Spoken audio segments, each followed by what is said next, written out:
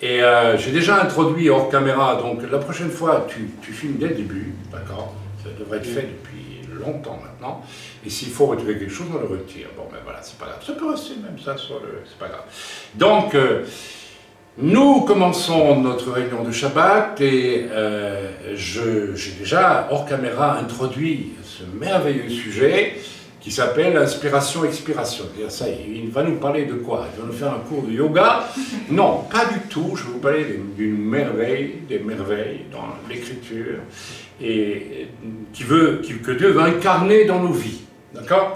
Alors, j'y viens dans quelques instants. Donc, nous n'allons pas louer le Seigneur maintenant, parce que le message que je vais vous donner va nous parler de la louange, mais à un niveau que vous n'avez jamais conçu, ni même imaginé. Jamais. Vous découvrirez à la fin du message quelque chose qui va vous étonner, parce que, en fait, c'est rien de tellement nouveau. Mais en fait, la plupart du temps, on n'y pense pas. Et donc, attendez la fin du message pour comprendre ce qui va vous être donné là.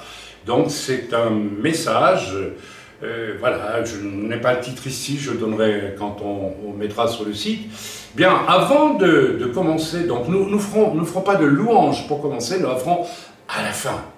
Et vous verrez pourquoi on va la faire à la fin. Ce n'est pas une impolitesse à l'égard de Dieu, c'est au contraire, vous comprendrez au travers du message pourquoi on le fera à la fin.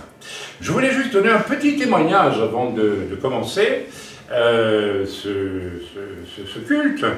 Donc, par curiosité, ma chère maman est décédée le 3 septembre, et le Seigneur m'a dit, va voir dans le Spurgeon. J'étais voir le lendemain, le surlendemain, le 3 septembre dans Spurgeon, dans le petit livre de Spurgeon, et j'ai ceci qui m'a vraiment époustouflé. Donc c'est Ézéchiel 37, verset 13, « Et vous, mon peuple, vous saurez que je suis l'Éternel, quand j'aurai ouvert vos sépulcres et que je vous aurai tiré de vos sépulcres. » Ah, alors j'ai reçu ça le jour de la mort de ma mère. Donc, waouh, j'étais vraiment sous choc, parce que ça veut dire, je vais te tirer un jour, c'est-à-dire tu es vivant, c'est ça, tu vis. Alors j'étais réjoui. Donc ma mère, j'en suis à peu près sûr maintenant, est auprès du Seigneur, et elle est vivante pour Dieu, elle est vive pour Dieu, elle n'est pas dans le sépulcre. Voilà. Ceux d'entre les morts qui reçoivent la vie reconnaissent certainement la main de l'Éternel dans une semblable résurrection. Je ne vais pas lire tout le chapitre, mais je trouve que c'est quand même intéressant, c'est un petit témoignage que je vous donne. De temps en temps, c'est bien de donner un témoignage. Quelqu'un aurait-il un témoignage ce matin? Alors, mais bon, ne vous précipitez pas tous, d'accord? Il n'y a personne. Normalement, on aurait tous. Oui, Fabio, vas-y, dis-moi ce que tu as comme témoignage. Viens ici, donne-le ici, voilà, devant la caméra. Elle ne va pas tout manger. Vas-y, dis-nous. En fait, moi au travail, tout le monde sait que je suis chrétien, je crois en Dieu, et j'ai une cuisinière qui est venue et qui m'a demandé une simple phrase au milieu de la journée, alors que je ne m'y attendais pas. Elle m'a dit « Combien de temps tu as mis pour rencontrer Dieu ?» Et Dieu m'a donné cette réponse. J'ai mis longtemps, mais lui, il me connaissait déjà, mais moi j'ai mis plus de 33 ans à le rencontrer. Donc c'est pas grand chose, mais c'est elle qui est venue de elle-même, et ils savent mon point de vue par rapport à Dieu, par rapport à mes croyances. Et voilà, avec le chef de cuisine aussi, il m'a dit que voilà, toi t'es croyant parce que tu fais Shabbat. Et c'est des petites choses qui sont semées dans le travail. Et elle m'a surpris parce que je ne m'attendais pas. Elle m'a posé cette question et voilà, j'ai béni le Seigneur parce que voilà, j'espère que je suis un bon témoignage au travail. Non, tu ne vas pas espérer, tu es un bon témoignage. Voilà, je te remercie Fabien, super. Eh bien non, il ne faut pas dire que j'espère que je suis un bon témoignage. Tu sais, il faut être humble, mais pas d'une humilité, voilà, non, tu es un bon témoignage. La preuve, c'est que les gens viennent te trouver et te disent « T'as mis combien de temps ?» Ça veut dire que la personne t'a regardé longtemps. Alors ça, c'est un bon témoignage par rapport au message de ce matin. Un temps pour inspirer, mais un temps pour expirer. Alors, qu'est-ce que nous expirons? Parce que si nous sommes centrés sur nos problèmes, nous allons au travail. Je suis malheureux. Qu'est-ce que vous allez expirer? Bah écoutez, ça va suer le malheur, tout ça. Il y a des chrétiens, quand on les voit, certains on dit non, on n'a pas envie d'être chrétien.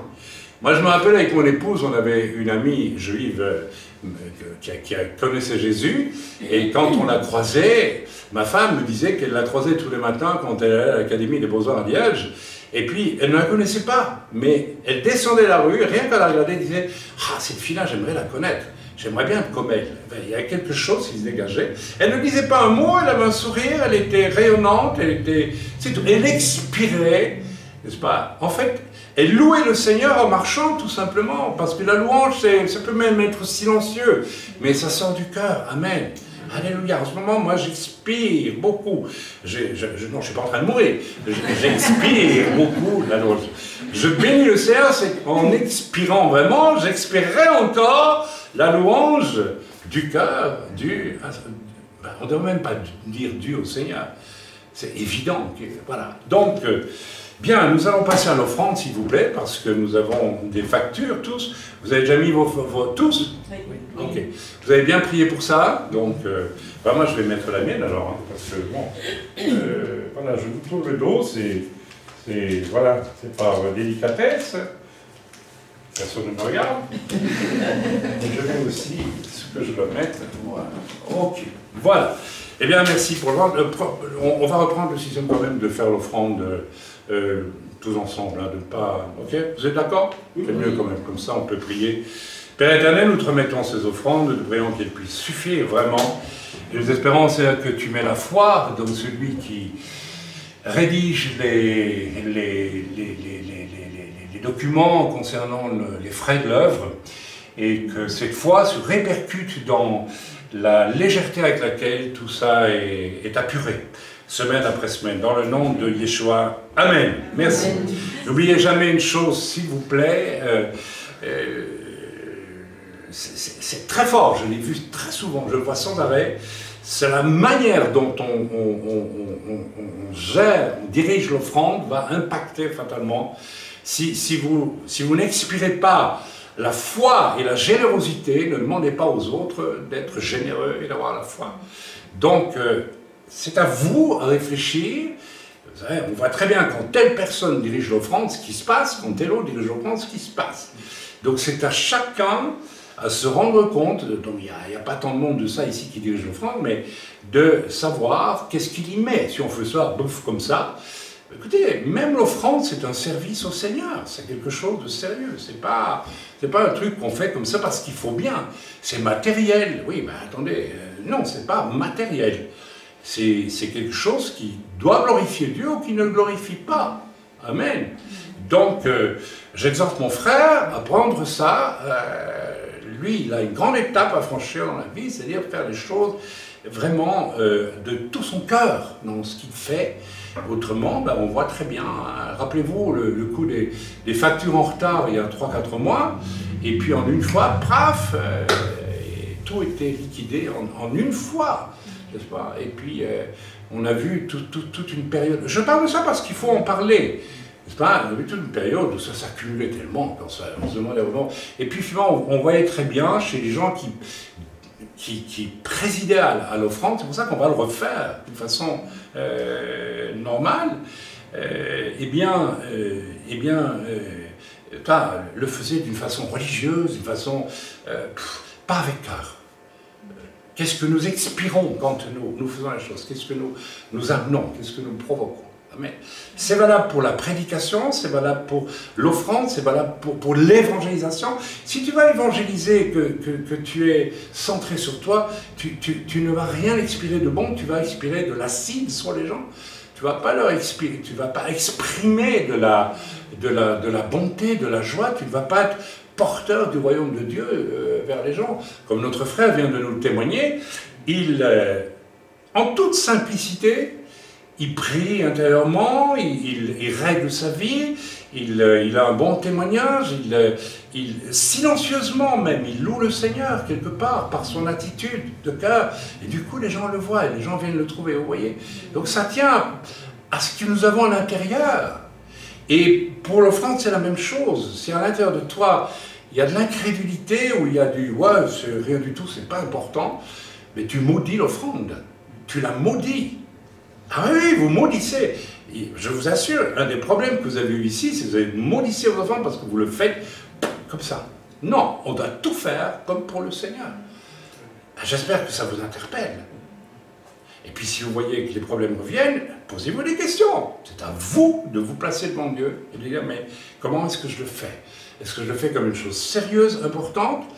Parce que vous savez, l'offrande, ça peut soit bloquer complètement une œuvre, soit ça peut l'encourager, la faire prospérer.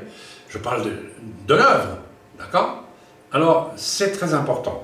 Bien, Père, nous te remercions, nous te bénissons pour cette offrande, et nous te prions, Seigneur, de visiter le cœur de ceux qui président l'offrande, afin qu'ils génèrent auprès de ceux qui font leurs offrandes un enthousiasme raisonnable, généreux, Seigneur, sans faille, Seigneur, sans aucun excès, mais normal, généreux.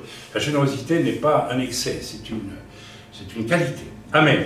J'en profite pour vous faire une petite annonce. Donc, certains, vous allez dans les déchetteries et vous récupérez des Bibles et des tonnes de livres que les gens jettent. Je vous encourage à continuer à le faire. Voilà, moi j'ai récupéré une Bible Darby que j'ai recollée, c'est Darby, d'accord, mais elle a 120 ans, et c'est pas ça qui est important pour moi, mais par exemple, dans ces Bibles Darby, c'est un exemple, il y a des plans qu'on ne trouve dans aucune autre Bible. Par exemple, la répartition des tribus d'Israël, n'est-ce pas, pendant le millénium. Ils ont fait ça. Le plan du nouveau temple qui sera reconstruit. On a ça dans cette petite Bible ici. Donc, selon les Bibles et selon les époques, il y a quand même toutes sortes de petits trésors à glaner. Donc, je vous encourage à continuer à aller de temps en temps, mais que pour ça, dans les déchetteries, que pour ça, s'il vous plaît, dans les déchetteries, pour récupérer. Les Bibles n'ont pas à finir dans une déchetterie. Et à les récupérer, sauf si elles sont vraiment complètement en mauvais état, on ne peut rien en faire. Mais s'il vous plaît, récupérons les Bibles. Amen. Un jour, peut-être, on n'aura plus de Bible éditée, on sera bien content d'avoir des vieilles Bibles à donner aux gens. Alors, et puis moi, je trouve scandaleux qu'on retrouve des Bibles dans les déchetteries. La même chose pour les bons livres. Il y a de bons livres. Alors, ramassez tout ça, et puis il faudra trouver un endroit où stocker, parce que moi, j'ai plus de place. Hein. Donc, je ne sais pas où on pourrait faire ça. Chez Eliane? D'accord. Ok, mais il faudrait aussi de temps en temps, mais ça j'irai voir chez Eliane.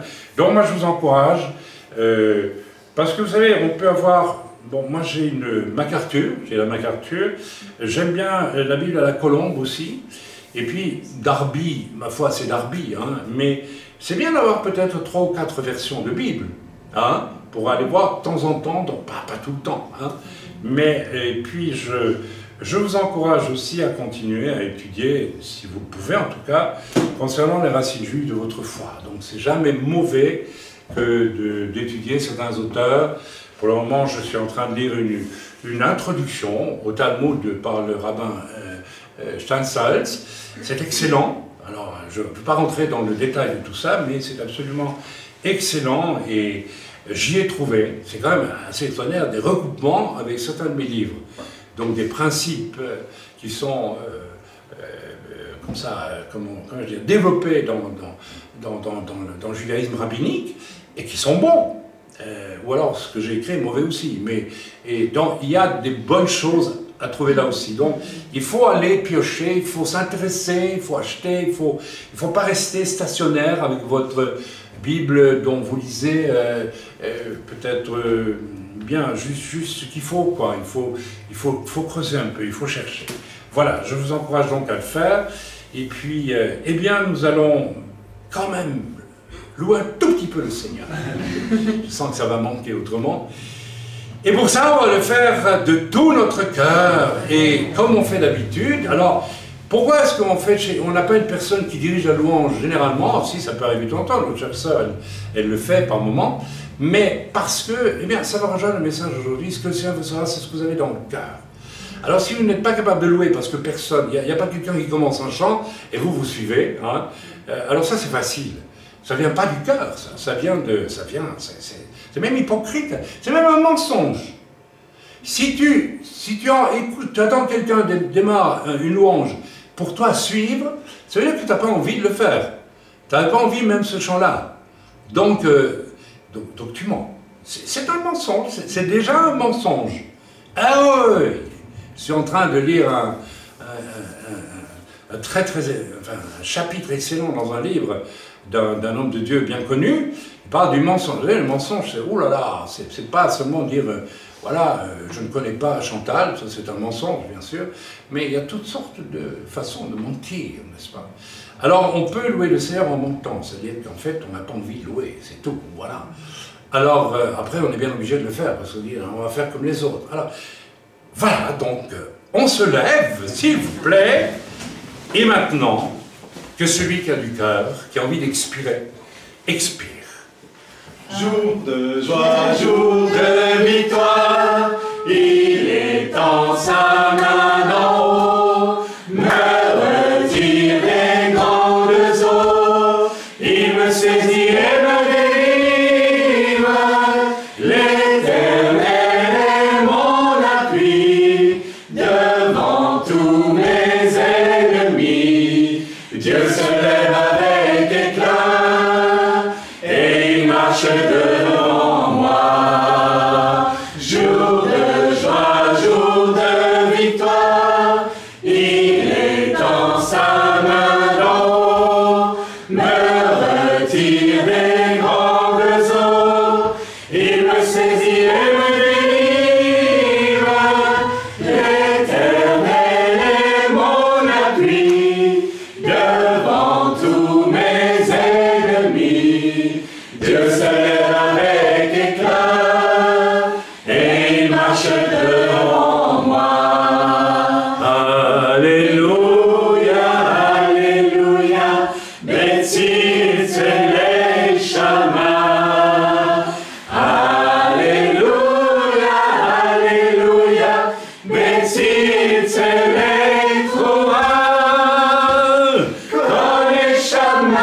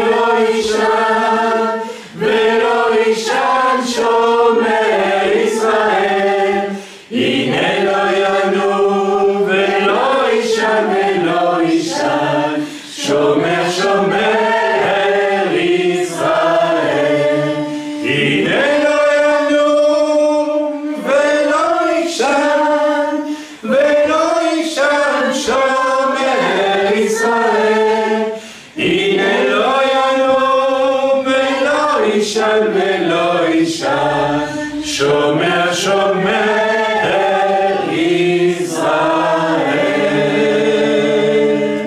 Amen. Amen. Asseyez-vous. On va aller dans le message. Les gens sont la joie du Seigneur, n'est-ce pas? Ah oui. Quelqu'un peut-il ouvrir la fenêtre? Chantal, s'il te plaît. Parce que je vais avoir trop chaud, je le sais. Mais d'abord de Dieu, moi, ça me met toujours dans des états pas possibles. Nous allons lire le psaume 96 pour les Suisses et les Belges. Les Israéliens, c'est Tichim-Bechech. Et puis 96 pour les Franzoses, pour les Français. Amen. Le psaume 96. Nous allons d'abord le lire en entier. Et puis nous allons le décortiquer parce qu'il contient, enfin, il contient un message qu'au premier degré vous ne liriez pas, mais qu'en fait il faut lire, parce qu'il s'y trouve. Amen. Chantez à l'Éternel un cantique nouveau. Moi j'ai buté sur cette phrase-là des centaines de fois. Dans le Seigneur, il y a un secret derrière ça. Chantez à l'Éternel un cantique nouveau. C'est quoi? Ça veut dire quoi? Chanter un cantique nouveau. C'est à quelle profondeur que ça se trouve? C'est quoi, juste il faut écrire un nouveau cantique et le projeter sur le truc? Ça, c'est pas ça, bien sûr, on comprend tout de suite qu'il y a quelque chose de beaucoup plus profond derrière tout ça. Chanter un cantique nouveau.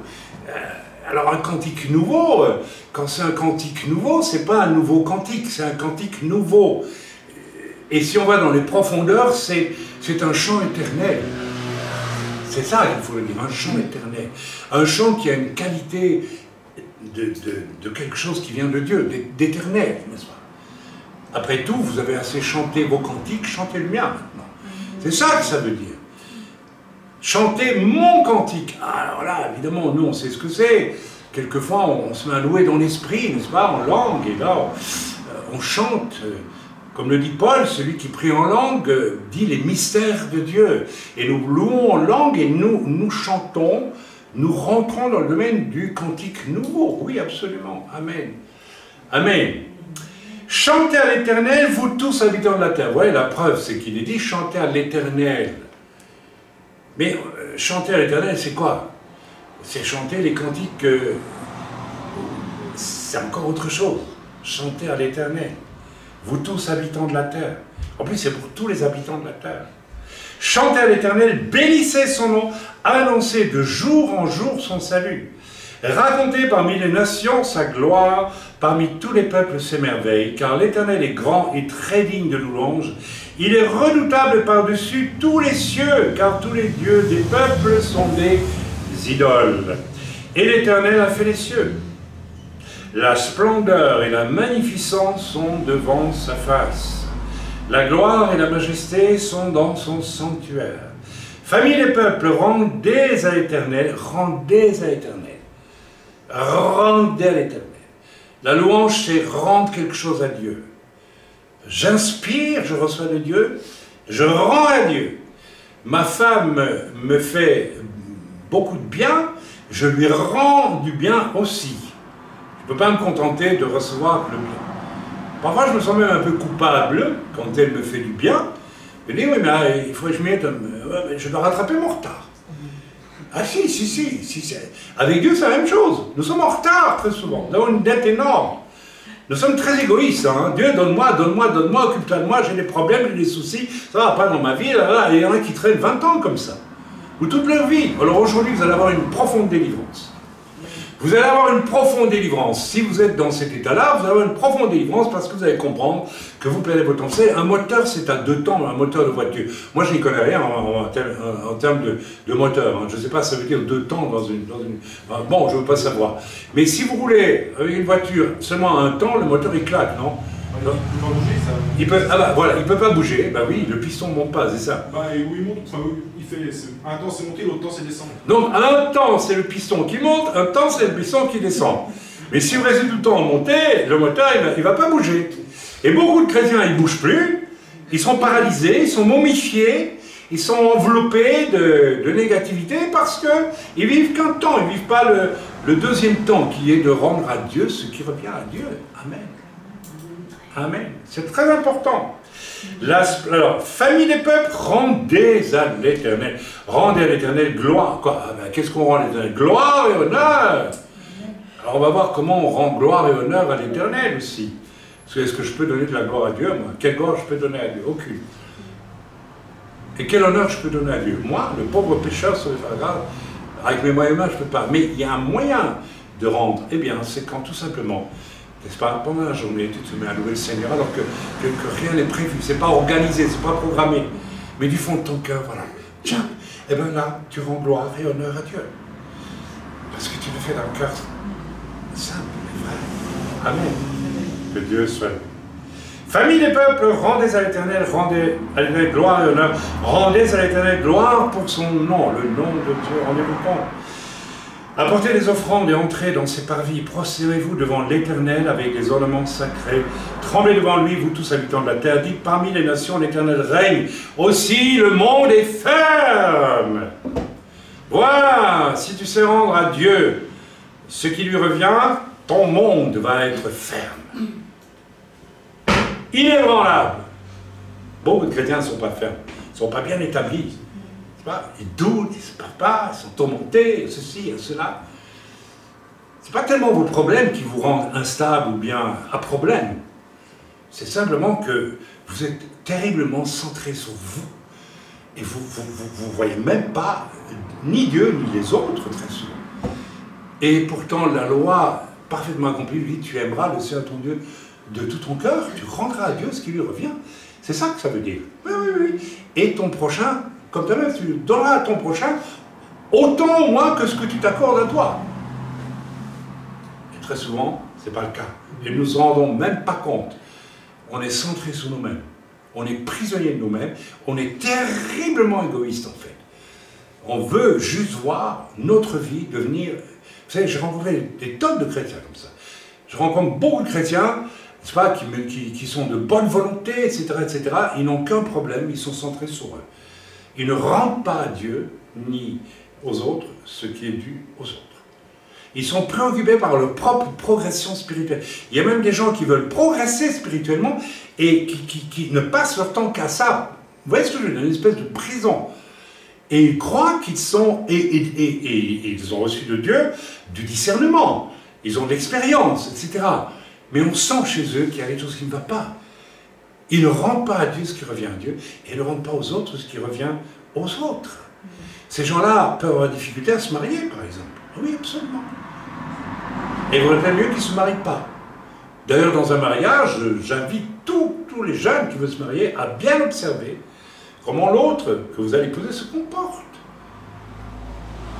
Et même si vous avez en face de vous quelqu'un qui n'est pas strictement refermé sur lui-même, par l'orgueil, par l'égoïsme, par le péché, et qui tourne en rond, et qu'on répète tout le temps, que ça, enfin bref, toutes ces fariboles, eh bien, même le jour où vous vous mariez, sachez une chose, que le secret du bonheur, je veux vous le dire, parce qu'il y a un bonheur possible. Je suis réveillé ce matin, mon épouse était à mes côtés, et j'étais heureux.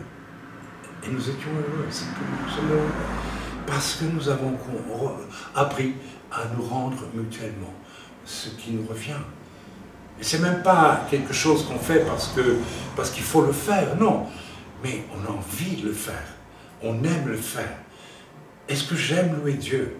Est-ce que j'aime mon prochain comme moi-même? Est-ce que, ou je dis oui, je l'aime, j'aime mon prochain, je vais faire ceci, cela pour toi. Oui, d'accord, mais est-ce que est-ce que vraiment tu expires quelque chose qui démontre que tu aimes l'autre?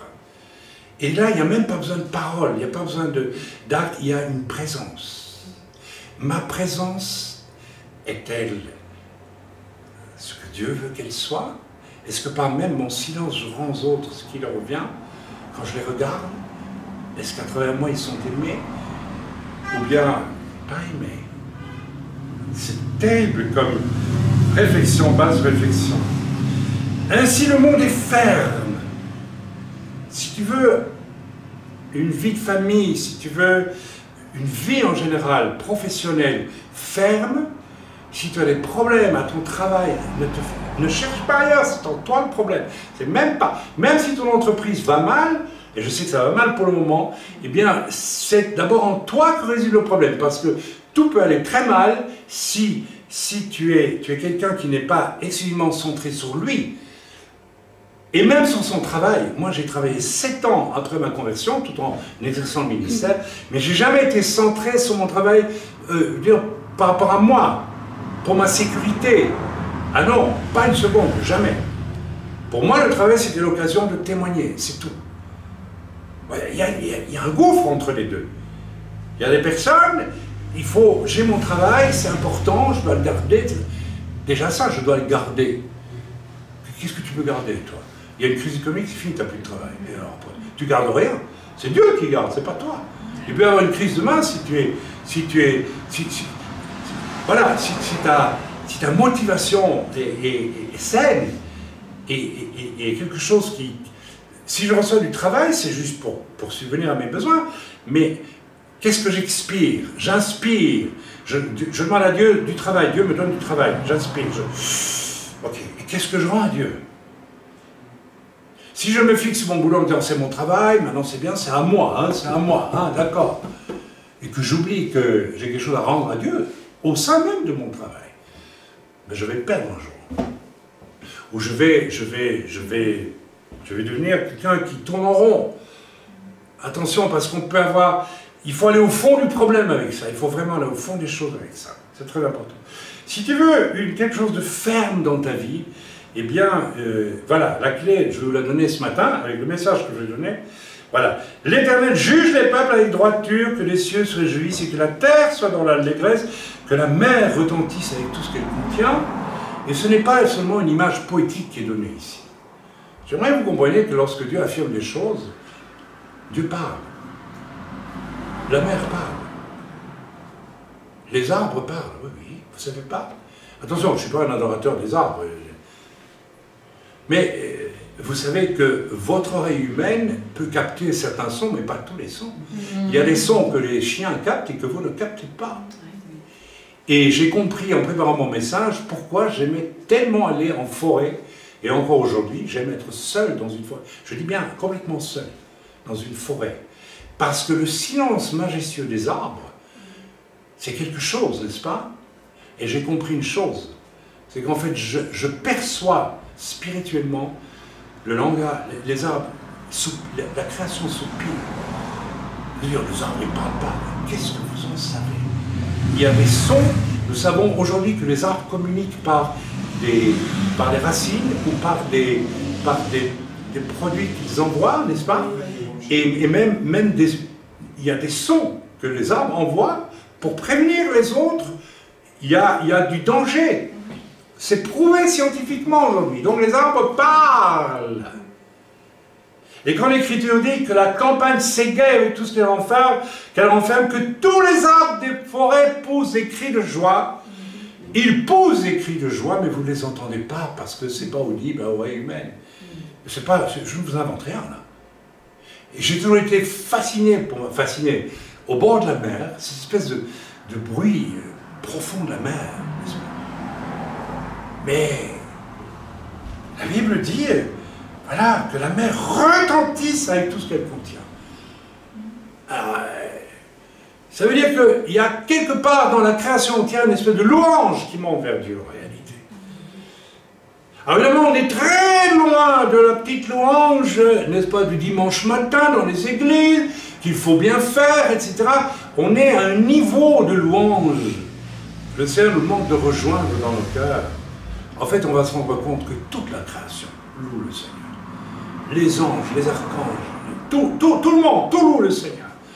Parce que ça lui est dû. Et si nous voulons que Dieu s'occupe de nous, rendons-lui ce qui lui revient, et il nous donnera d'autant plus. Oh là là, je vous donne un grand secret là. Vous voulez être béni? Bénissez Dieu.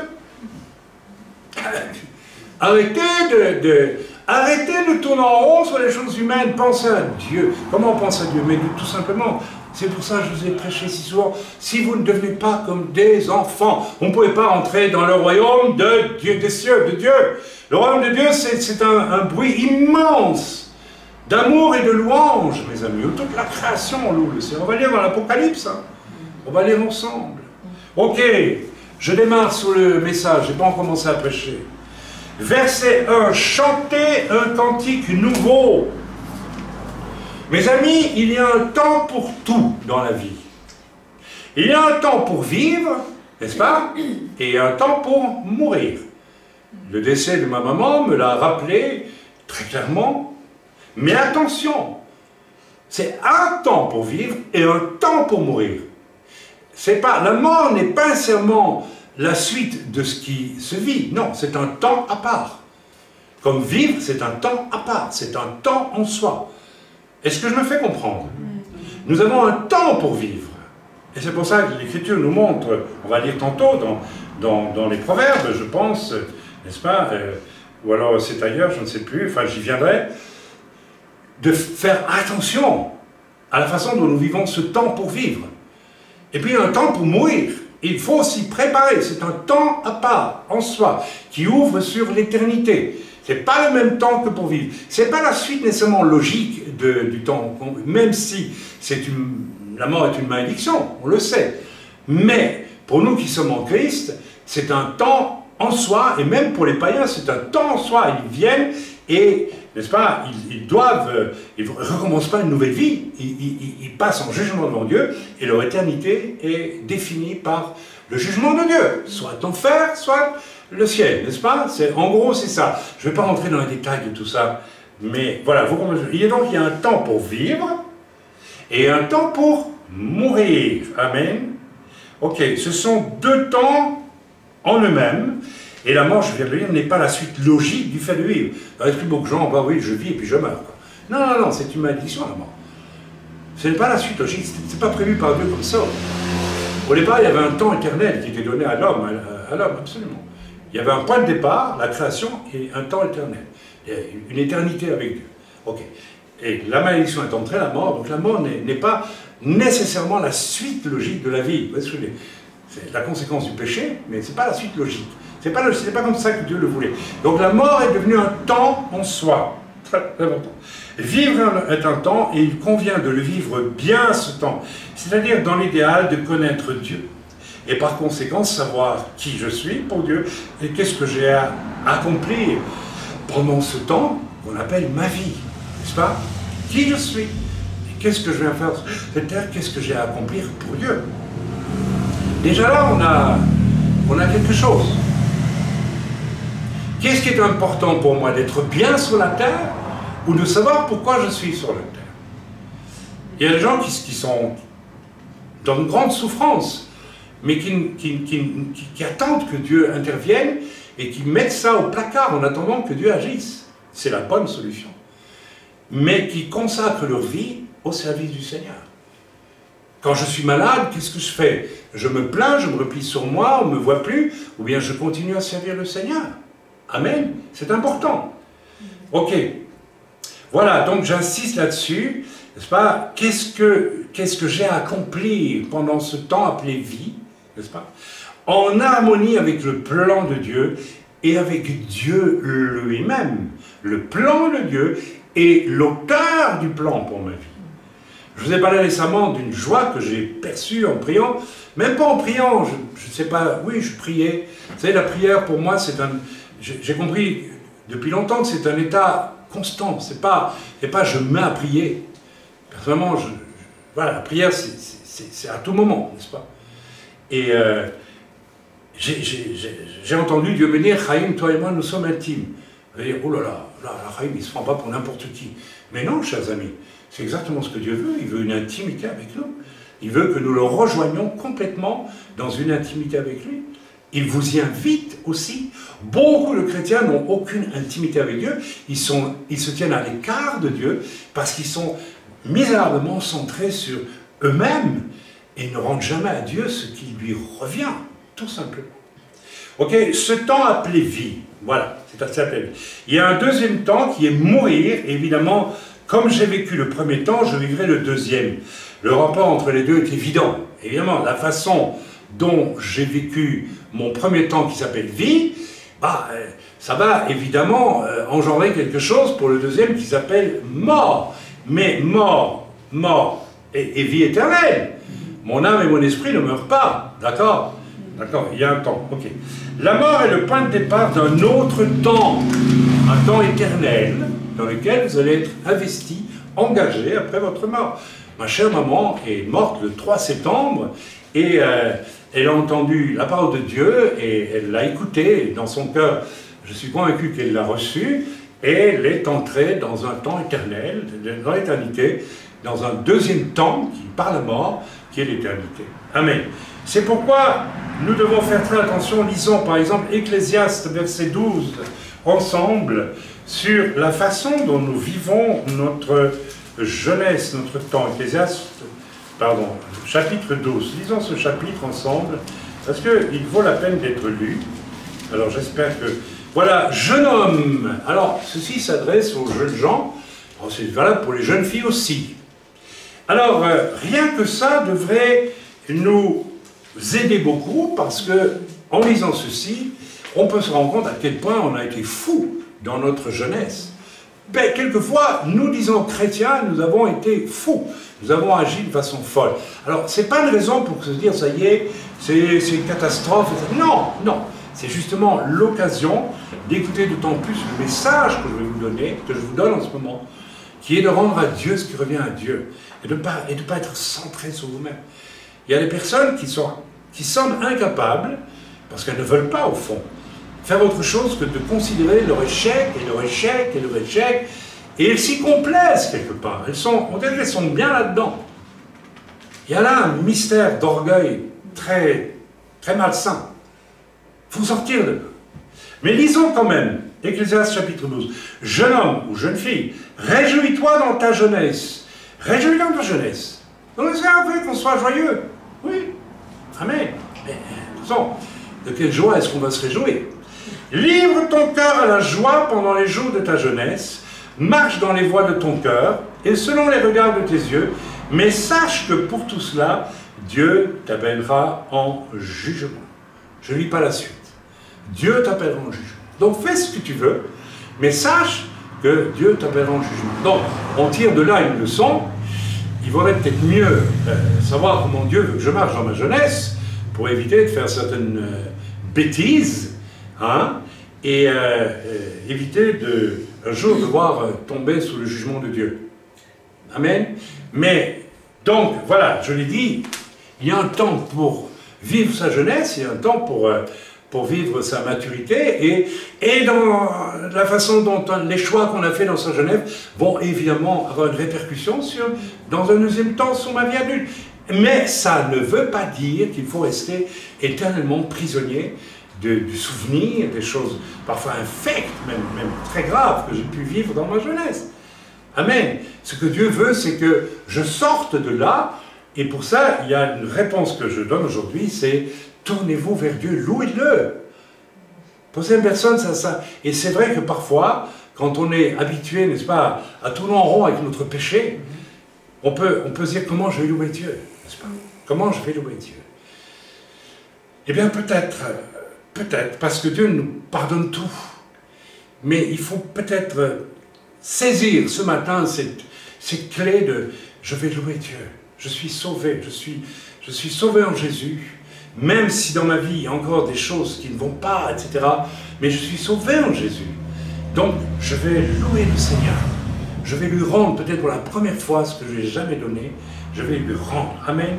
Il y a un temps pour se réjouir, mes amis, comme il y a un temps pour pleurer. Le jour où ma mère est morte, j'ai pleuré, j'ai eu du chagrin, beaucoup de chagrin. Et le lendemain, au réveil, j'étais visité par une joie qui venait du ciel extraordinaire. Et donc, le premier temps était la tristesse, le deuxième temps était une joie céleste. Il y a un temps pour pleurer, il y a un temps pour se réjouir. Il y a toujours, comme ça, deux temps. Amen. Avec la signification, je peux élargir, bien sûr, ce principe des deux temps à bien des choses. Il y a un temps pour Ésaü, il y a un temps pour Jacob. Ils ont eu un temps chacun, avec des fruits différents. Il y a un temps pour l'aîné, un temps pour le second. C'est un thème que je développe beaucoup dans Inséparables. Vous l'avez lu, j'espère, certains. En tout cas, qui l'a lu ici? Tout le monde devrait le lire. Vous voyez, ça aussi, c'est un des problèmes, n'est-ce pas? Vous êtes tellement centré sur vos bobos et vos péchés, vos trucs. Alors bien sûr, le péché, c'est pas bien, hein. Mais que vous êtes tellement préoccupé à vouloir vous rendre saint vous-même, au lieu de rendre à Dieu ce qui revient à Dieu, que vous ne vous instruisez pas, ou très peu, ou mal. Amen. Ok. Donc, un temps pour ce qui est entre numéro 1 et ce qui est entre numéro 2. Il y a un temps pour les deux. Dans le couple, il y a un temps pour le mari, il y a un temps pour la femme. Dans la famille, il y a un temps pour les parents, il y a un temps pour les enfants. Il y a un temps pour les parents pour inculquer aux enfants les principes qu'ils doivent... Et il y a un temps pour les enfants pour les apprendre et pour les respecter. Tout est à deux temps. On peut aller loin, ça y est. Si vous commencez, il y a un temps pour la semaine, pour le travail, il y a un temps pour Shabbat. Tout est à... si vous commencez à observer, vous allez voir que tout est à deux temps. Il y a un temps pour vivre n'importe comment, et un temps pour être sauvé. Oui, il y a deux temps. L'existence est à deux temps. Il y a un piston qui monte et un piston qui redescend. Il n'y a pas qu'un temps, il y a toujours deux temps. Amen. Donc, ayons conscience de ça. Donc, en clair, le verset premier qui dit « Chantez à l'Éternel un cantique nouveau ». Eh bien, arrêtez de vivre à un temps avec votre piston bloqué, parce que vous êtes centré sur vous, rien que sur vous, et vos problèmes, et vos souffrances, et vos difficultés, et vos incapacités, qui vous amènent à dire je n'y comprends rien. Tu n'y comprends rien parce que tu n'as pas compris l'essentiel. C'est qu'il faut vivre à deux temps. Il faut aussi rendre à Dieu ce qui revient à Dieu. Et ça soulagerait beaucoup de choses dans vos cœurs. Ça vous donnerait de la joie. Amen. Ça vous donnerait de la joie, ça prouverait qu'il y a une joie possible dans votre cœur. Donc, en clair, qu'est-ce que ça veut dire chanter à l'Éternel un cantique nouveau? En clair, ça veut dire qu'il y a un temps pour nous, nos besoins, les soins que Dieu nous apporte, au travers de sa parole, au travers de son esprit, au travers des prédications riches, au travers des prières en notre faveur, au travers des soins pastoraux, de la joie d'être investi dans ses plans, de la joie de la communion fraternelle. Ça fait beaucoup de choses qu'on reçoit, n'est-ce pas? Et qu'est-ce qu'on donne en retour à Dieu? Généralement, rien du tout. On reçoit tellement plus que ce que l'on rend à Dieu. Je ne parle pas ici de ministère ni de service. Je parle simplement du cœur. Le cœur, le cœur, le cœur. Est-ce qu'on se comprend? Parce que plusieurs d'entre vous, vous avez des origines catholiques et vous êtes obsédés par les œuvres. Vous voulez absolument faire des choses. Mais non, mais c'est pas ça. Ce n'est pas de ça que je vous parle. C'est absolument pas de ça que je vous parle. Je vous parle de votre cœur. Qu'est-ce que nous rendons à Dieu? Bref, un temps où nous recevons beaucoup et un temps où nous devons rendre à Dieu, n'est-ce pas? Parce que qu'est-ce qui se passe dans le cœur de quelqu'un qui donne beaucoup et qui ne reçoit jamais rien en retour? À un moment donné, il se lasse, il s'arrête. Il se lasse, il dit ça ne sert à rien de lui donner. Il y a un déséquilibre. N'est-ce pas? Est-ce que c'est pas comme ça dans un couple? Il n'y a rien de pire dans un couple, il y en a un qui donne tout et l'autre qui ne donne jamais rien. Il y a une souffrance. Ça peut amener une cassure, ça peut amener une tristesse, un endormissement, et ça peut aller jusqu'à la cassure, à la brisure.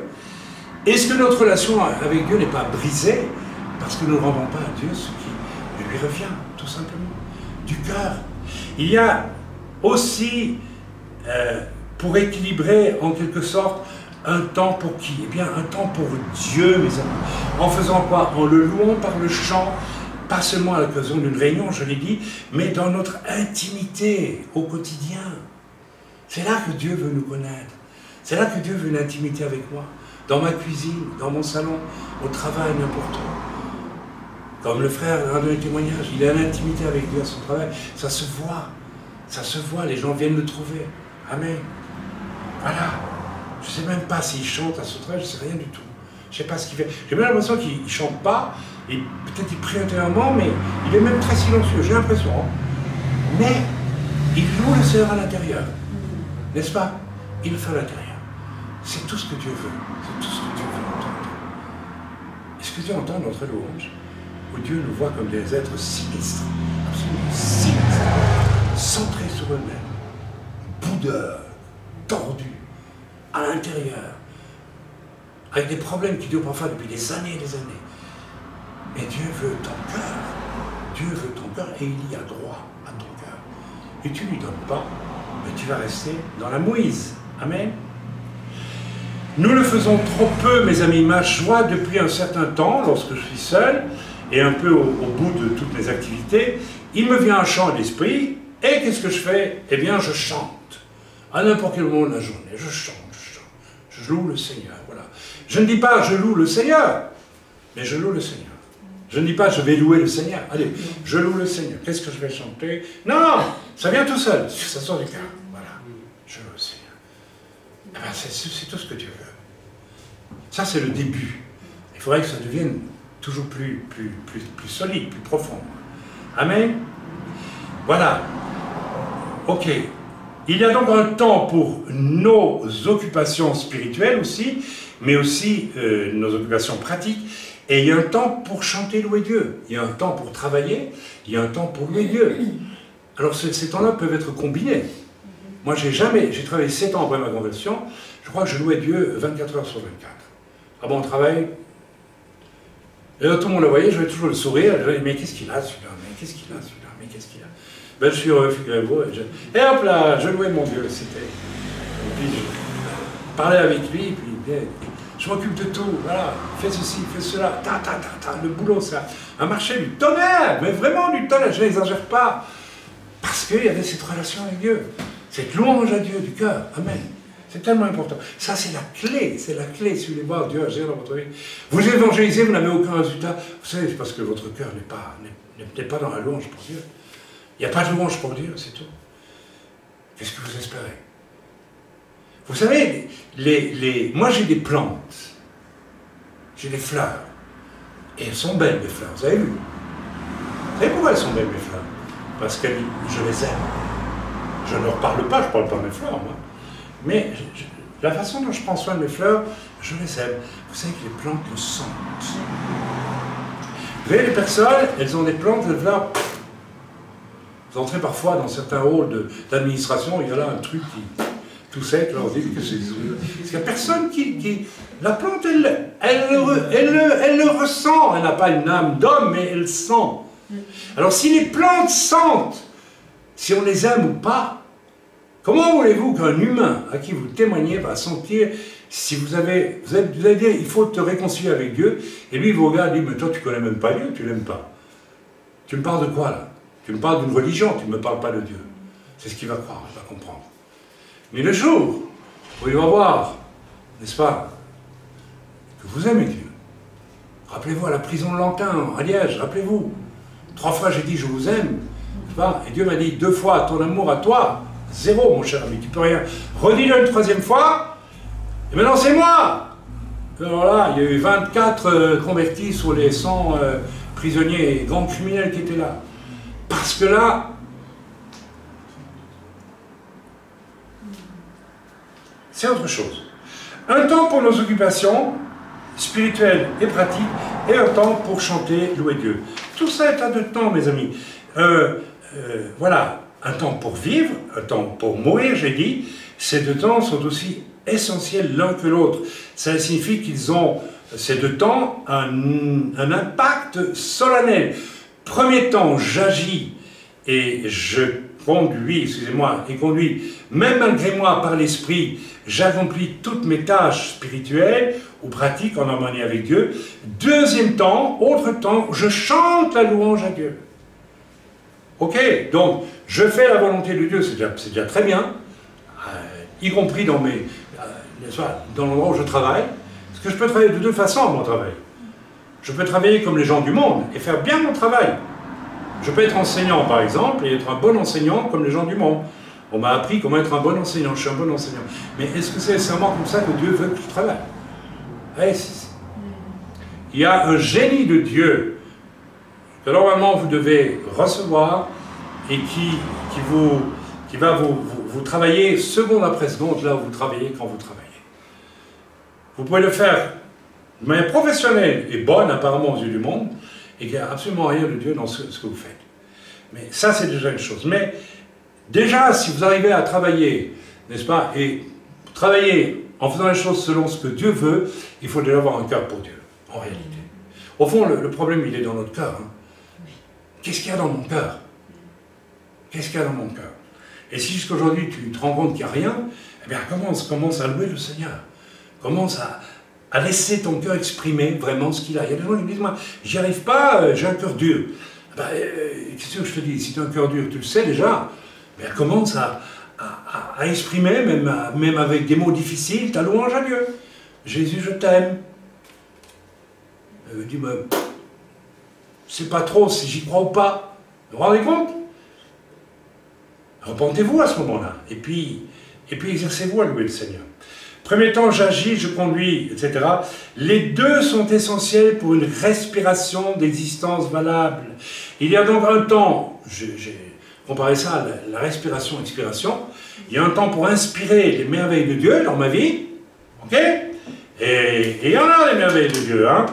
C'est pas la réponse à nos besoins, je suis malade, on prie pour moi, je suis guéri, il y a même des miracles, etc. Les soins que Dieu nous apporte au travers de sa parole, n'est-ce pas, semaine après semaine, vous êtes soignés par la parole de Dieu, vous êtes soignés au travers de son esprit, au travers des prédications riches, des séminaires, des enseignements, des prières en votre faveur, des soins pastoraux, de la joie d'être investi aussi dans ses plans, de la joie de la communion fraternelle, et tant de choses que nous recevons. Nous inspirons des tonnes de choses. Qu'est-ce que nous expirons? devant Dieu. Quelle louange avons-nous vis-à-vis du Seigneur? Donc, il y a deux temps essentiels dans l'existence. Il y a un temps pour recevoir et un temps pour donner à Dieu en priorité. Et qu'est-ce qu'on donne à Dieu? Qu'est-ce que vous voulez donner à Dieu qui plaise à Dieu? Allez, je vous pose la question. Qu'est-ce qui va vraiment plaire à Dieu? Qu'est-ce qui plaît le plus? Quand je revenais d'Afrique avec un cadeau pour ma femme, elle me disait toujours, c'est gentil, mais c'est toi que je veux. Vous voyez? Moi, ça me vexait même un petit peu, je dis, mais jamais contente. Hein. Mais elle avait raison. Elle avait raison. Qu'est-ce que Dieu attend le plus de nous? Qu'on exerce un bon ministère, qu'on le loue. Parce que la louange vient du cœur. En fait, ma femme me disait, elle louait ma présence.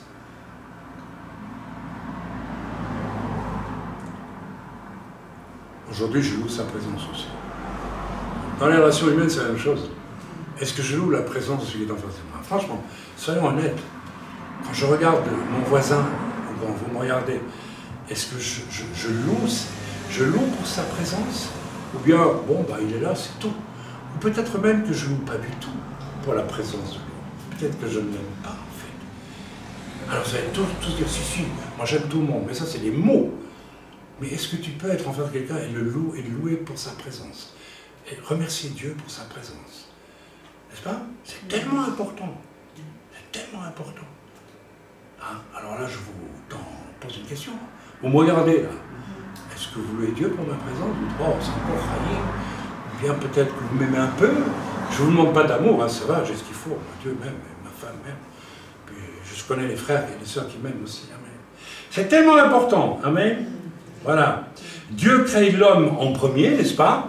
Et la femme dans un deuxième temps. Il y a un premier temps. Alors ce qui est merveilleux avec la femme, n'est-ce pas, c'est que la femme était contenue dans l'homme au début. Donc l'homme, il était un être à deux temps.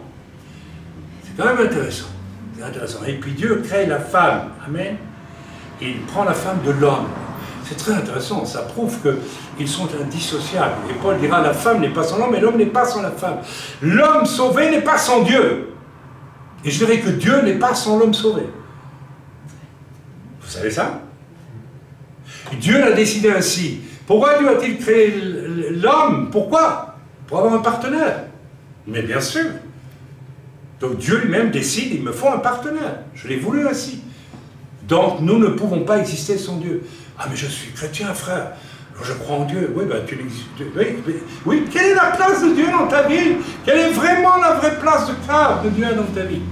Est-ce que tu peux te lever à bientôt 72 ans et, voilà, avant ta tasse de café, venir devant ta femme et dire, ah, le Seigneur est bon, alléluia. Non, mais pas parce que vous voulez le faire, mais parce que ça sort de là et vous ne pouvez pas l'empêcher. Et ça se répand comme une rivière autour de vous. Amen. Amen. Voilà. L'individu, alors il y a quelque chose de puissant, mes amis, de très puissant dans le fait que Dieu crée l'homme avec la femme en lui. Il y a là une image. Il y a pas une dualité, il y a une c'est même plus qu'une complémentarité. Il y a une appartenance mutuelle. Extraordinaire. C'est pour ça que dans le judaïsme, le très important, c'est le fait qu'un homme soit marié. Alors que dans le christianisme, évidemment, Paul dira, moi je préfère que tout le monde reste comme moi, mais c'est vrai qu'on a introduit l'idée du célibat comme une... Ça se discute, on ne va pas entrer dans le détail, mais c'est quand même merveilleux de voir qu'au départ, Dieu a fait l'homme avec la femme en lui, et puis il a séparé la femme, mais pas pour faire deux êtres à part, comme les féministes ou les machistes le veulent, chacun de leur côté aujourd'hui. Okay. C'est une profonde complémentarité, une profonde demande. Donc il y a quelque chose qu'on doit rendre à l'autre constamment. Et le couple, c'est ça, c'est un terrain d'entraînement. Je pense que quand nous sommes mariés, nous ne nous rendions rien du tout, ni l'un ni l'autre. En plus, on était presque des ennemis. On n'avait pas les mêmes goûts, les mêmes attirances pour rien. On était vraiment des gens aux antipodes. Et je bénis Dieu parce qu'aujourd'hui, ben voilà, nous sommes une seule personne. Elle a repris sa place là, elle est là. Et moi, j'ai pris ma place, je ne sais pas, à son côté, mais, oui, mais c'est merveilleux, n'est-ce pas? C'est merveilleux. Il y a quelque chose de puissant là-dedans. L'individu risque la maladie spirituelle la plus grave, peut-être, lorsqu'il ignore que sa vie est à 2 temps. Et je sais que pour certains parmi nous, c'est un message extrêmement important, qui peut vous libérer aujourd'hui. Aujourd'hui, si vous arrêtez de vivre un temps et d'être juste centré sur vous, et vos problèmes, et vos péchés passés, et tout ce qui s'ensuit, et votre désir d'eux, et tout ce schmilblick abominable, mais arrêtez tout ça, arrêtez. Louez Dieu. Louez le Seigneur pour ce qu'il est. Vous avez été sauvés, n'est-ce pas? Alors louez Dieu. Amen. Chrétien messianique, pécheur en chemin pour le perfectionnement des saints, ne reste pas constamment centré sur toi, tes besoins, tes manques, tes souffrances. J'ai dit récemment à quelqu'un, arrête de m'écrire, tu me demandes pardon, tu me fatigues, mais tu me fatigues. Oh là là, tu as déjà pardonné 10 000 fois. Tu n'as pas encore compris. Tu vis dans un enfer centré sur toi. Amen. Deviens un adulte. Devenir adulte, c'est comprendre qu'il y a quelqu'un d'autre. Dans un couple, devenir adulte, c'est comprendre qu'il y a quelqu'un d'autre. En tant que croyant, en tant qu'être sauvé en Jésus-Christ, si je suis un adulte, lorsque je découvre que je suis quelqu'un d'autre, et que quelqu'un d'autre vient vers moi et me dit, nous avons une intimité, toi et moi. Nous sommes deux. Nous sommes deux dans ton aventure. C'est aussi mon aventure, me dit Dieu. C'est mon aventure à moi aussi avec toi. Wow. C'est mon aventure avec Dieu, c'est l'aventure de Dieu avec moi. Wow, nous sommes un. Et dites, ça ne vous fait rien? Ça ne vous touche pas plus que ça? Ça ne vous fait pas envie plus que ça? Mais c'est extraordinaire, mes amis. C'est extraordinaire. Le centrage sur toi, c'est un moteur à un temps et tu deviens l'unique préoccupation de tes jours. C'est exactement le but du diable. Enfermé avec toi, sans Dieu. Quel est l'être qui est enfermé seul avec lui, sans Dieu? C'est le diable. Alors, si tu es dans cet état-là, ne viens pas me demander la prière, parce que pleurer sur toi-même. Tu as la solution. Rends-toi compte qu'il y a quelqu'un d'autre. Et tu n'as pas encore vu qu'il y avait quelqu'un d'autre. Amen. Amen. Voilà. Alors, on peut par exemple, il y a des choses étonnantes, vous savez. J'ai pensé à une parole poétique de Friedrich Nietzsche. Vous connaissez Nietzsche? Non, vous ne connaissez pas, mais c'est pas grave. C'est pas obligatoire de connaître tout. Et puis voilà. Mais Nietzsche a écrit, c'est un poète, hein, mais c'est un fils de pasteur. Et il a écrit... ah là là, zut, je me suis trompé dans mes... excusez-moi, page 200 d'inséparable. Pardonnez-moi, je me suis trompé. C'est pas là. Ah, je suis à 220. Oui, moi je vieillis, voilà, je confonds 200 et 220. Alors Nietzsche a écrit, qui est fils de pasteur, a écrit une chose qui est quand même extraordinaire. Alors c'est extrait de « Ainsi parlait Zarathustra ». Zarathustra, ça fait référence au zoroastrisme, donc c'était la religion des Perses avant qu'ils ne deviennent musulmans. Mais laissez ça de côté parce que Zarathustra c'était un prétexte pour Nietzsche, il n'est pas devenu zoroastrien. Hein. Et voilà. Alors, son texte est le suivant, Sils Maria, c'est le nom de l'endroit où il écrivait, c'est en Engadine, ici en Suisse, c'est un endroit très, très beau, on est tout près du ciel, c'est la montagne, etc. Il dit ceci, j'étais assis à attendre sans rien attendre. Ça m'intéresse. J'attends, mais j'attends rien du tout. Je ne bouge plus. Est-ce que nous faisons ça quelquefois? Vous savez, c'est incroyable parce qu'on est agité. Je veux dire, bon, je ne fais plus rien. Là, je reviens avec mon message il y a plusieurs semaines déjà, ce pasteur qui, tous les jours, avait 3 idées nouvelles pour servir le Seigneur. Et moi, il me fatiguait, mais il me fatiguait. Hein. Moi, j'en avais aucune, je ne cherchais même pas. Et un jour, il m'a demandé, comment tu fais, toi, pour avoir des plans de Dieu? Moi, je ne fais rien du tout. J'attends. Je ne bouge pas. J'attends qu'il me parle. S'il ne veut pas parler, il ne me parle pas. C'est lui qui décide, non? Moi, je n'ai pas à parler à sa place. Hein. Toi, tu parles à sa place. Et tu espères que Dieu va agréer. En fait, tu es poli avec Dieu, tu dis, moi, je voudrais faire ça, j'aimerais que ce soit tes plans. Et j'aimerais que tu me donnes ce qu'il faut pour accomplir mes plans que je veux appeler tes plans. Remplan-plan. Ben, cours toujours. Remplan-plan, tire au livre, tire au flanc, tu perds ton temps. Hein, voilà. Tu perds ton temps! J'étais assis à attendre sans rien attendre. Par-delà le bien et le mal, jouissant de la lumière. Intéressant, vous savez ce qu'il dit là. Tantôt de l'ombre, tout jeu seulement, tout lac, tout midi, tant sans but, tant sans but. Et soudain, ami, un devint deux. Et Zarathustra passait devant moi. En fait, il dit Zarathustra, mais en fait, s'il était honnête, il aurait dit, et Dieu passa devant moi. Un devint deux. Il a compris là que ce qui est essentiel, c'est pas de vivre un, mais de vivre à deux. Moi, Dieu. Moi et les autres. Dieu est un. Mais vous savez qu'ils sont trois. Hein? Ils vivent comment ça? Ils vivent ça dans un temps unique qui est le même amour en réalité.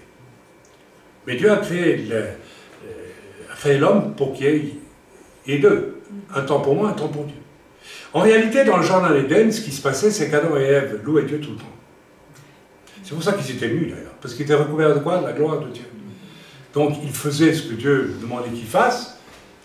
Et puis le reste du temps, ils louaient Dieu. En fait, les deux étaient tellement entremêlés qu'il n'y avait pas un temps pour Dieu, un temps pour eux. C'était les deux. Et au fond, c'est le but que Dieu assigne à notre apprentissage sur cette terre. C'est de retrouver un jour cette espèce de plénitude totale entre la présence de Dieu et mon activité. Qu'est-ce qu'on va faire au ciel? Il n'y a pas d'usine, il n'y a pas de bureau, il n'y a pas d'école, il n'y a rien de tout ça. On va faire quoi au ciel? On va vivre dans la gloire de Dieu, on va être dans une espèce de louange éternelle avec Dieu, c'est tout. Et Dieu nous révélera les mystères de sa personne éternellement. Vous vous rendez compte, pour l'éternité, on ne sera jamais au bout. Vous vous rendez compte un peu dans quel état Dieu veut nous appeler? Mais mes amis, on en est loin quand on voit la façon dont on vit sur la terre. N'est-ce pas? Nous louons Dieu comme des branques. Hein. Comme des branques. Hein. On chante, etc. Mais qu'est-ce qu'il y a dans mon cœur? Qu'est-ce qu'il y a dans mon cœur? Amen. Donc un temps pour moi et mes petits soins, par exemple, mais comme j'inspire et puis j'expire, il faut aussi un temps pour chanter à Dieu et surtout chanter devant Dieu. J'insiste, pas chanter à Dieu, mais chanter devant Dieu. Quand je me lève le matin chez moi, ou quand je suis l'après-midi, et que soudain j'ai envie de louer Dieu, je sais que je suis devant Dieu. Il est là, il me regarde. Je suis devant Dieu. Quand je peux vivre avec ma femme, et ne jamais la voir. Les couples, ils ne se voient plus. Mais quand je m'éveille le matin, je regarde ma femme, et donc encore, je suis devant elle. Et elle ouvre les yeux, elle est devant moi. De la même façon, quand je loue le Seigneur, je suis devant Dieu. Alors déjà ça doit être un peu mal à l'aise. Quelquefois, quand on vient au culte, on chante, et puis on pense à autre chose, n'est-ce pas? Vous êtes devant Dieu, mes amis. Vous êtes devant Dieu. C'est pas mal que Dieu nous supporte comme ça. Hein? On est devant Dieu. Donc on dit à quelqu'un, oui, je t'aime beaucoup, alléluia, merci Seigneur. Bon, c'est bientôt fini le culte là, parce que, n'est-ce pas? Je suis devant Dieu. Okay. Vous venez vers moi pour mon anniversaire, admettons, bien que je ne souhaite pas qu'on fête ce genre de choses pour moi. Et puis vous me dites, ouais, aujourd'hui c'est ton anniversaire, tiens, pif, voilà ton gâteau. Puis bon, on te fait un petit cadeau, tiens, voilà. Puis, bah écoutez, j'aurais envie de dire, gardez tout ça, hein, c'est terminé. Amen. C'est pas peu de choses. Vous savez, j'ai pensé à Abel, quand Abel a sacrifié, n'est-ce pas, ce que Dieu lui demandait de sacrifier. Je suis certain qu'il avait conscience qu'il faisait ça devant Dieu. Et je suis certain qu'il a loué Dieu devant Dieu après. Il a loué Dieu, il a senti qu'il avait commis un acte d'une portée prophétique universelle. N'est-ce pas? Je n'ai pas besoin de vous dire ce que c'est, le sacrifice d'Abel. Vous savez. Et là, il a dû dire, tu m'as donné ce privilège-là. Ah, je te loue, Éternel. Alléluia, merci pour ce que j'ai fait pour toi. Mais vous vous rendez compte, là, il a explosé d'amour devant Dieu, n'est-ce pas? Quand David danse devant l'arche, qu'est-ce que ça veut dire sinon que voilà. Il dit, je ne peux pas me retenir. Je ne peux pas me retenir. Je ne peux pas me retenir. Amen. Voilà. Dieu veut te voir chanter en te laissant guider par l'Esprit qu'il a créé en toi, n'est-ce pas? Et aussi ce canal de l'intimité de cœur avec Dieu. Beaucoup ignorent le canal car ils restent centrés sur eux et donc font du surplace, se privent de cet autre temps de vie qui est de louer Dieu. Ça, c'était pour le verset 1er. D'accord, on passe au verset 2. Rassurez-vous, je ne vais pas mettre autant de temps pour chaque verset. J'ai été tenté, on va le lire le verset, on va le lire ensemble. C'est dans, le psaume 96, 96. On retourne vers le psaume 96. Ça va, vous me suivez? Oui? Bon. Chantez à l'Éternel, bénissez son nom, annoncez de jour en jour son salut. Alors j'ai été tenté bien sûr de vous instruire sur le fait qu'un deuxième temps de vie pour moi pouvait être d'évangéliser, bien sûr. J'ai reçu, je donne. J'ai été sauvé, j'amène les autres au salut, n'est-ce pas? Mais ça m'a dit non, il y a une dimension de nouveau de louange. Certes, il faut annoncer le salut, hein, puisque moi j'ai été sauvé, c'est un premier temps pour moi, un deuxième temps pour les autres. Mais il y a aussi une dimension de louange qui va amener le salut. Ok? Voilà, cette annonce, j'ai cette intuition spirituelle en lisant ce passage, que cette annonce du salut se fait aussi partie de la louange, du chant personnel privé que je laisse monter dans mon cœur.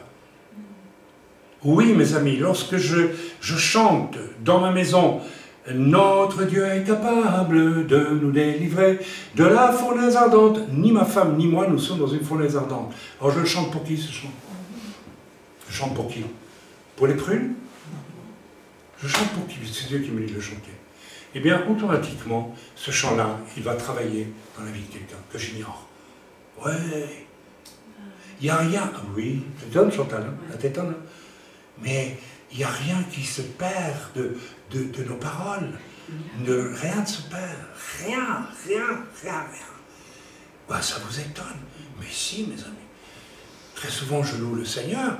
Et je ne sais pas pourquoi ça me dit de chanter ce chant-là. Puisque je n'en ai pas besoin. Donc c'est pour quelqu'un d'autre. Peut-être pour l'un d'entre vous. Peut-être. Ce matin, j'ai chanté ça. Notre Dieu est capable de nous délivrer de la fournaise. Peut-être qu'il y a parmi nous des gens qui sont dans une fournaise ardente, tellement centrés sur eux depuis longtemps. Et Dieu veut vous délivrer ce matin. Veut dire, mais sors de la tombe, Lazare. Loue Dieu. Regarde les autres. Arrête d'être centré sur toi, sur tes bobos, sur les plures de ton âme. Arrête. Alors peut-être que c'est pour cette personne-là, ou ces personnes-là, que j'ai chanté comme ça ce matin. Oui, je le crois. Donc la louange est aussi porteuse du salut. Oui, bien sûr. Tout ce que je dis à Dieu dans la louange, si ça ne me concerne pas directement, ça va produire du fruit quelque part ailleurs. Amen. Vous savez, quand je descends l'escalier chez nous, je chante. Depuis à peu près 2 mois, 3 mois, maintenant je chante chaque fois. Je chante. Je passe devant la porte du voisin, je chante. 3, c'est pas. Vous vous rappelez l'histoire de Nathan, quand nous étions à la Chaux-de-Fonds, il y a 35 ans au moins, plus que ça. Ok? Nous habitions à la Chaux-de-Fonds pendant 3 mois. Vous vous rappelez, je témoigne de la chose. L'Église de Belgique nous a libérés pour venir 3 mois à la Chaux-de-Fonds. Et alors, notre fils Nathan allait jouer avec le petit voisin à l'étage supérieur et il lui parlait du Seigneur. Ah, il faut que tu acceptes Jésus parce que tu sais parler de Jésus. Hein. Et le papa a attrapé notre fils et a dit tu peux encore venir jouer avec mon fils, mais je t'interdis de parler encore de Jésus. Hein. C'est fini ça. D'accord? Alors il est revenu et il a dit bon. Il est revenu, il nous a dit, ben voilà, le monsieur au-dessus, il m'a interdit de parler encore de Jésus. Alors qu'est-ce que je vais faire, papa? Ben, je dis, je sais pas, tu pries, tu verras bien. Hein. Tu verras bien, je ne lui ai pas dit d'obéir nécessairement, je lui ai dit, ben, tu verras, tu cherches Dieu. Vous savez ce qu'il a fait? Il est retourné jouer le lendemain hein, en soirée, avec le gamin, ou je sais pas, ou le matin, je ne sais plus, on faisait l'école à la maison. Et alors il est revenu rayonnant après. Et je lui dis, alors Nathan, qu'est-ce que tu as fait? Ah ben, j'ai pas parlé de Jésus, j'ai chanté les louanges. Le papa, il n'a plus rien dit. La louange est une force, mes amis. C'est une prédication, la louange. Nous l'avons oublié. C'est tellement important. Amen. Ok. La louange fait aussi partie de le chant personnel privé que je laisse monter dans mon cœur. C'est pas faire un travail dans les lieux célestes, dans l'invisible. En d'autres mots, dans le monde spirituel, lorsque je chante, l'annonce se fait du salut ou de quelque chose d'autre. Amen. Ok. Verset 3, eh bien, c'est la même chose, lisons-le ensemble. Verset 3, racontez parmi les nations sa gloire. Comment est-ce que je peux raconter la gloire de Dieu? Je vais descendre en rue, n'est-ce pas, au lieu où je vais aller à Jérusalem, au centre, à Kikar-Sion, et je vais raconter la gloire de Dieu. Bon, il y a des gens qui vont rigoler, des gens qui vont passer, qui vont m'invectiver, etc. Ça aura quoi comme fruit? Peut-être rien du tout. Par contre, si je loue le Seigneur, que je raconte la gloire de Dieu, parce que l'Esprit de Dieu me met à cœur, ça aura peut-être infiniment plus d'impact. Ça aura plus d'impact que d'aller en rue, de parler. Nous avons oublié la force de la louange. Nous avons oublié, parce que la louange, mes amis, c'est quelque chose de sacré qui sort de mon cœur vers Dieu que j'aime et qui m'aime. Ça a la force d'une prière.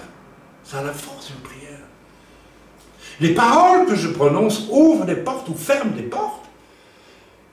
Les paroles que je prononce quand je fais une proclamation en tant que prophète, vous savez très bien qu'elles ferment des portes et elles ouvrent des portes, parce que c'est quelque chose commandé par Dieu. Nos bénédictions bénissent, nos malédictions maudissent. Nous ne maudissons pas, bien sûr. Alors on peut maudire, si Dieu demande, des choses. J'ai maudit un dancing qui a fermé depuis 30 ans et toujours fermé aujourd'hui en France. Dieu m'a dit de le maudire, je le maudis, c'est fini. Il n'est plus. Bon, je ne fais pas ça tous les jours. Hein. C'est ça quand Dieu me le montre. Jésus a maudit un figuier, voilà. On ne maudit pas les humains, jamais. Mais la parole, alors votre parole, quand vous êtes seul, dans l'intimité avec Dieu, là, vous êtes chez vous, vous sortez de votre salle de bain, vous êtes dans la cuisine, vous êtes, etc. Alors bien sûr, si vous êtes marié, au début, et souvent, peut-être le diable peut dire, oui, mais tu vas avoir l'air malin si tu loues devant ta femme. Hein. Mais il faut oublier tout ça, il faut le faire, mes amis, librement. Ça, c'est d'une valeur pour Dieu extraordinaire. Quoi? Mon enfant, il met de côté toutes les conventions et il y va. Il me dit qu'il m'aime. Regardez ce que j'ai vu avec ma maman. Qu'est-ce que Dieu m'a dit de dire à ma mère? D'une manière instantanée, Dieu m'a montré que le fond de mon cœur d'enfant était toujours le même, que je l'aimais de la même façon que quand j'étais petit. Une seule parole. Et je lui ai dit, tu sais maman, le petit garçon qui t'aimait, il est toujours là, il t'aime toujours autant. Bah, ça a ouvert la porte. Une parole qui a ouvert tout. Après, je lui ai reparlé du Seigneur et tout. Elle m'a écouté jusqu'au bout. Et puis elle est morte en paix. Amen. Vous voyez, les paroles, mais dans la louange aussi. C'est très très fort la louange. Amen. Verset 4, car l'Éternel est très digne de louange, disons-nous. Voici, confirmez mon message. L'Éternel est très digne de louange. Vous êtes tellement, n'est-ce pas, agrippés à notre misère. Et nous ne nous rendons pas compte qu'il y a quelqu'un d'extraordinaire qui s'appelle Dieu, qui est digne de notre louange. Alors, sors de ton cloaque de préoccupations personnelles, sors de là, une fois pour toutes. Et loue ton Dieu. Passe au deuxième temps dans ta vie maintenant. Ok? Voici confirmé mon message, celui que vous recevez par la foi ce matin, ou avec incrédulité. Mais moi je le prends, car non seulement j'évangéliserai en direct, mais je le ferai aussi en remplissant l'air de mes louanges, qui deviennent des proclamations puissantes. Parce que dans l'air, il y a un prince qu'on appelle le prince de la puissance de l'air. Et lorsque je loue le Seigneur dans ma chambre, le prince de la puissance de l'air, il y a quelque chose qui se passe, qui va combattre son travail aussi. Amen. Peut-être bien plus que toute prédication, cette louange gracieuse, formidable qui sort de mon cœur quand je suis chez moi, tout simplement. Elle a une force incroyable. Amen. Ok? Voilà. Récemment, nous avons beaucoup pioché, n'est-ce pas, dans les réunions de prière, on va recommencer d'ailleurs, sur la force de la proclamation, n'est-ce pas? Prier, c'est pas seulement dire Seigneur, merci pour ci, mais non, on a vu qu'on peut proclamer la parole de Dieu. Parce qu'elle va dans l'air, elle a une résonance. Si les arbres parlent, on ne les entend pas. Et moi j'entends ce silence majestueux des arbres dans lequel qui m'a toujours paru mystérieux. Je sais pourquoi aujourd'hui, c'est parce qu'ils parlent en fait. D'accord? Mais de la même façon, tout ce que nous disons a une répercussion dans le monde spirituel, partout autour de nous. Est-ce que nous nous rendons compte de ça? La force que ça a? Vous avez vu ce qui s'est passé pour le dernier voyage? On est rentré comme dans du beurre dans ce voyage. Je suis rentré comme dans du beurre. Pourquoi? Parce que toutes vos prières, toutes vos paroles, tout ce que vous avez proclamé pendant 3 mois a sculpté littéralement une réalité spirituelle et temporelle, pratique. Amen. Nous avons besoin de retrouver et de continuer à prier de la sorte. Mais nous avons besoin de louer le Seigneur de cette façon. Il y a un temps pour mes soins, il y a un autre temps pour les soins apportés au dessein de Dieu en le louant, mes amis. Amen. Ok, verset 4 et suite, nous lisons rapidement, le verset 4 et la suite. Car l'Éternel est très grand et très digne de louange, il est redoutable par-dessus tous les cieux, etc., etc. Vous pouvez le lire dans votre Bible. Le scénario du combat que Dieu mène aussi à travers nos louanges inspirées au quotidien. C'est de ça que ça parle, en fait. Car Dieu est, verset 4, l'Éternel est très grand et très digne de louange. Bon, ben ça, on l'a compris cette fois, j'espère. Il y a un lien entre les deux. Et il est redoutable par-dessus tous les cieux. Par-dessus tous les dieux. Donc l'Éternel est grand et très digne de louange. Et il enchaîne, il est redoutable par-dessus tous les dieux. Donc, plus je loue l'Éternel, plus il va être redoutable pour vaincre les dieux de ce monde qui sont autour de moi un peu partout. Je n'aurai même pas besoin d'évangéliser vraiment, les âmes vont venir toutes seules à l'église. Vous savez ça? Quand j'ai vécu un réveil à Makak au Cameroun, il y a, je ne sais pas combien, 30 ans maintenant, quand on est rentré d'avoir été évangélisé les sorciers dans la forêt, n'est-ce pas? Quand je suis revenu à 2 h du matin, l'église était illuminée, et les pasteurs qui avaient leurs pieds dans des bassines d'eau, moi ils m'ont pas mis une bassine d'eau, ils disent non, toi tu dois aller tout de suite parce qu'ils attendent. Il y a un parfum tout de suite de l'église, et la lumière est allumée, les gens sont venus de toute la région, ils veulent se convertir. Pas de prédication, rien, mais si, j'avais prêché bien sûr. J'avais prêché quoi?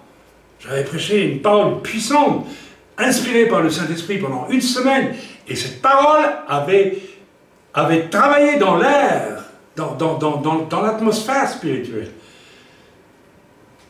Alors que c'était une région où il y avait tant de puissance démoniaque. Mais l'impact des messages donnés pendant 1 semaine ont fait que les gens venaient d'eux-mêmes à l'église. Je suis rentré dans l'église, j'étais fatigué, je me vois encore, j'étais plein de poussière rouge d'avoir marché pendant la nuit sur ces routes de terre. Et mes cheveux collaient, je suis rentré, j'ai posé ma Bible et je voulais prêcher sur Ésaïe, je ne sais plus combien, j'ai même pas pu, il se levait tout seul, j'ai dit mais quoi, vous voulez accepter Jésus? On dit Amen, ils ont accepté Jésus, j'ai même pas prêché. C'est comme ça, les gens se levaient tout seuls. Ils avaient tout compris, ils avaient compris que leurs sorciers ne pouvaient pas faire autre chose que leur amener de la misère, ils avaient compris que Jésus sauve, que Jésus est plus grand qu'eux. Il est redoutable par-dessus tous les dieux. Ils avaient compris ça. Donc ils sont venus à l'évangile avec une grande facilité. Car tous les dieux des peuples sont des idoles et l'Éternel a fait les cieux. La splendeur et la magnificence sont devant sa face. Mes amis, je suis convaincu que là aussi, quand nous louons le Seigneur, nous commençons à voir les choses qui vont changer dans le monde spirituel autour de nous. Quand nous prions, nous l'avons fait, nous avons vu ce qui s'est passé, mais si nous louons le Seigneur, il y a exactement le même impact. Mais, verset 4, voilà, il y a donc ici un rappel à l'humanité pécheresse, que Dieu est amour, certes, mais qu'il est justice. Encore une fois, 2 temps. Dieu est amour, mais après Dieu est justice. Dieu nous aime et nous sauve, mais attention, il nous demandera des comptes aussi. 2 temps, d'accord? Amen. Il est redoutable. Donc, verset 5, il faut rappeler à l'humanité que les dieux des peuples sont des idoles, etc., etc. Mais qu'en réalité, c'est Dieu qui domine. Là aussi, il y a 2 temps. Le plan terrestre corrompu et le céleste, qui est parfait, n'est-ce pas? Qui finira par vaincre en tout. Le plan de Dieu, céleste, finira par vaincre tout ce qui est terrestre et qui n'est pas de Dieu. Tout. Tout sera abandonné. Lisez la Bible, vous verrez qu'à la fin, il y a une nouvelle terre, des nouveaux cieux, parce que tout aura été détruit dans le mal. Donc, nous n'avons plus qu'une chose à faire, c'est à nous évader le plus vite possible de ce qui est mauvais en nous et de louer le Seigneur pour qu'il nous aide à accéder au plan supérieur qui est celui de sa présence. Amen. Ce qui manque à beaucoup d'entre vous, c'est vous avez la foi dans la présence de Dieu. Vous avez une foi énorme dans vos soucis, dans vos problèmes, dans votre misère, tout ça, on dirait que vous y plaisez, vous aimez ça. Je ne sais pas, c'est très bizarre. Mais Dieu vous offre une porte de sortie aujourd'hui. Amen. Rappelez-vous les paroles de Paul aussi, il y a des corps terrestres et des corps célestes. Vous voyez, encore 2 temps là, toujours 2 temps. Voici. Verset 6, on peut lire le verset 6, on avance. Rassurez-vous. Ça va, ça vous intéresse? Oui. Bien, alors ça vous intéresse au moins. La splendeur et la magnificence sont devant sa face. Amen. Ici, il n'y a plus de temps, mais un seul, le principal, Dieu dans sa gloire. Amen, c'est tout. Tout est réconcilié en Dieu ici. De même que le temps pour vivre est moins important que celui que nous avons pour mourir. Vous savez, c'est plus important comment on va mourir que comment on vit. Ah ben, si on se rendait compte à quel point on attache l'importance à notre vécu sur cette terre. En fait, les hommes font tout pour vivre le plus mieux possible sur la terre. Hein.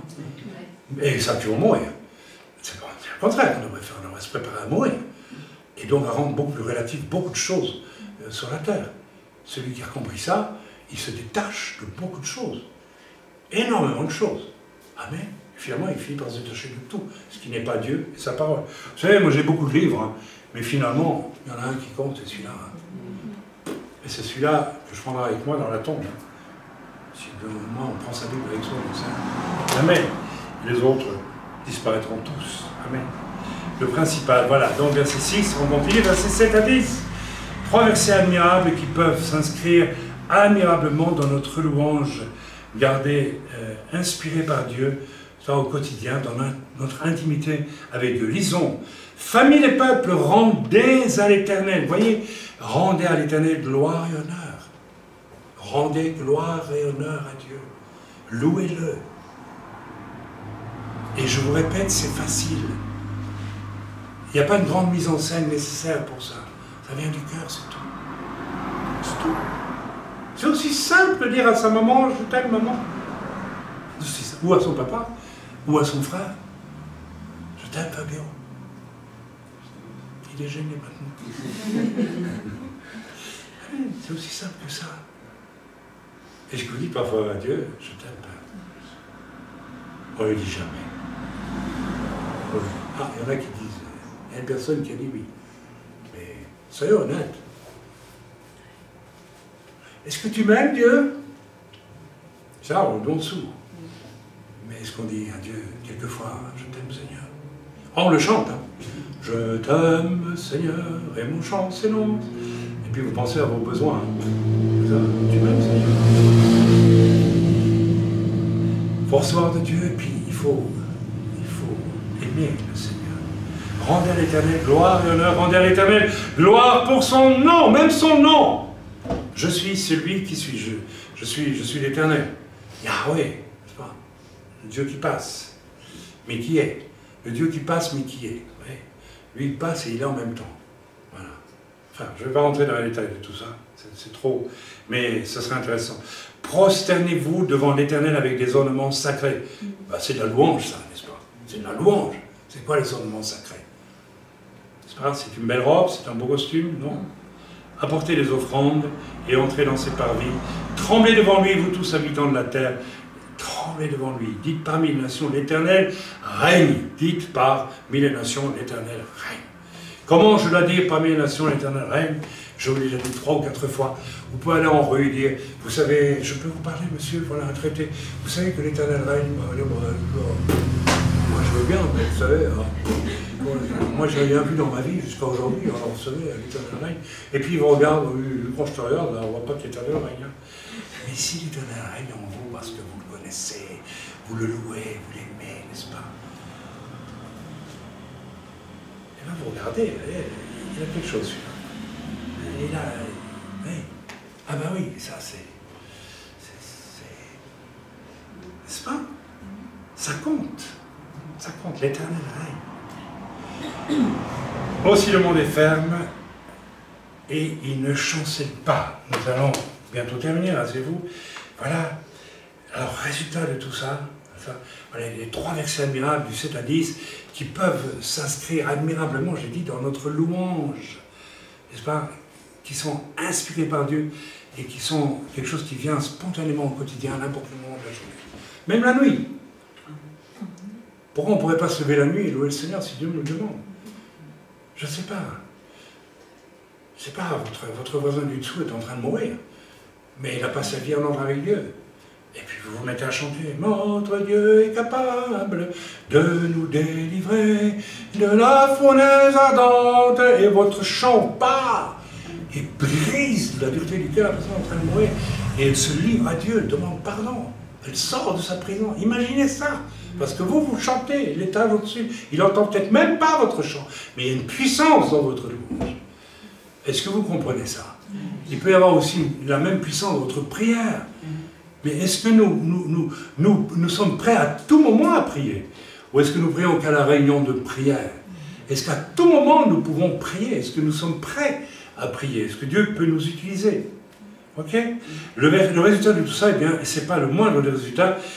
Au verset 10, il dit « Il règne et mon univers est stable, ferme. » Mon univers personnel, je vous pose la question à vous, à chacun, est-il ferme? Est-il stable ou est-il chaotique? Allez, soyons simples. Alors, là aussi, si ton univers est chaotique, changeant, un jour ça va, puis ça va plus, tu amènes des problèmes, ta vie est pleine de problèmes, ça ne réussit plus, ça ne marche pas, il y a ceci, il y a cela, etc. Tu vas perdre ton emploi, que sais-je. Tout ça, il y a quelque chose qui n'est pas stable dans notre vie. Eh bien, la réponse, elle est très simple. Arrête de t'occuper de toi et tourne-toi un peu vers ton Dieu pour le louer, pour le bénir. Verset 11, je suis convaincu que la louange et la prière des saints sont entendues de Dieu pour que l'Éternel juge enfin les peuples selon sa justice. Lisons le verset 11, s'il vous plaît. Et nous allons aller dans l'Apocalypse. Que les cieux se réjouissent et que la terre soit dans l'allégresse, que la mer retentisse avec tout ce qu'elle contient. Et je vous répète, je suis convaincu que la louange et la prière des saints, les deux, sont, n'est-ce pas, attendus de Dieu pour que l'Éternel juge enfin les peuples selon sa justice. Vous vous rendez compte? Lisons Apocalypse 5. C'est remarquable. C'est exactement ce qui se passe dans Apocalypse 5. On voit que la louange et la prière des saints fait que Dieu juge. Absolument. Dieu attend cela. Apocalypse 5. Lisons ensemble. Apocalypse 5. J'y arrive. Nous allons lire en entier ce chapitre. Il en vaut la peine.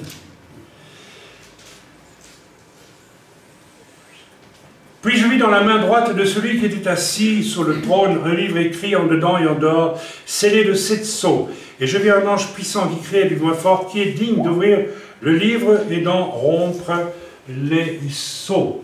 Oui, voilà, les sceaux. Et je vis un ange puissant qui criait d'une voix forte, qui est digne d'ouvrir le livre et d'en rompre les sceaux, pardon. Et personne dans le ciel, ni sur la terre, ne peut ouvrir le livre, ni le regarder. Et c'est un livre de jugement. Hein. Et je pleurais beaucoup de ce que personne ne fut trouvé digne d'ouvrir le livre ni de le regarder. Et l'un des vieillards me dit, ne pleure point, pardon, voici le lion de la tribu de Juda, le rejeton de David a vaincu pour ouvrir le livre et ses 7 sceaux. Et je vis au milieu du trône et des 4 êtres vivants, et au milieu des vieillards un agneau qui était là comme immolé. Il avait 7 cornes et 7 yeux, qui sont les 7 esprits de Dieu envoyés par toute la terre. Il vint et il prit le livre de la main droite de celui qui était assis sur le trône. Quand il eut pris le livre, écoutez maintenant ce qu'il dit, les 4 êtres vivants et les 24 vieillards se prosternèrent devant l'agneau. L'adoration de Dieu, la louange à Dieu, tout ça c'est du même ordre. Tenant chacun une harpe et des coupes, une harpe c'est pour louer, et des coupes remplies de la prière des saints. Il y a donc la louange et il y a la prière des saints. La prière des saints, ils sont où les saints? Ils sont sur la terre, ils prient. La prière des saints, depuis des siècles, elle monte vers le Seigneur. Et il chanta un cantique nouveau. Ah, il chanta un cantique nouveau. en disant, tu es digne de prendre le livre et d'en ouvrir les sceaux, car tu as été immolé, tu as racheté pour Dieu, par ton sang des hommes, de toute tribu, de toute langue, de tout peuple et de toute nation. Tu as fait d'eux un royaume et des sacrificateurs pour notre Dieu, et ils régneront sur la terre. C'est la prière des saints et la louange des saints qui déclarent que Yeshua, qui est l'agneau de Dieu, est digne d'ouvrir le livre. Vous avez compris ce que je viens de vous dire? Yeshua aurait pu l'ouvrir comme ça, non. C'est la louange et la prière des saints qui déclarent que tu es digne d'ouvrir le livre. Et bien, vous voyez qu'il n'y a pas une collaboration entre Dieu et nous. Mais elle est extraordinaire. Nous sommes aveugles. Notre horizon s'arrête à des bêtises. Ouvrons les yeux. Nous avons un projet fantastique avec notre Dieu. Un immense projet. Je n'ai pas besoin de vous lire la suite. Je vais vous faire la démonstration que nos louanges et nos prières, n'est-ce pas, Dieu les attend. Dans l'Apocalypse, c'est la louange des vieillards et des saints, et la prière des saints, qui déclarent, tu es digne d'ouvrir le sceau. Autrement, Jésus n'aurait pas ouvert. C'est terrible, ça, n'est-ce pas? Quel privilège nous avons. J'aime pas le mot privilège, j'aime pas trop privilège. Waouh! C'est fort. Verset 12. Verset 12, et je termine, on revient au psaume 62, c'est ça? 96. 92. 96, pardon.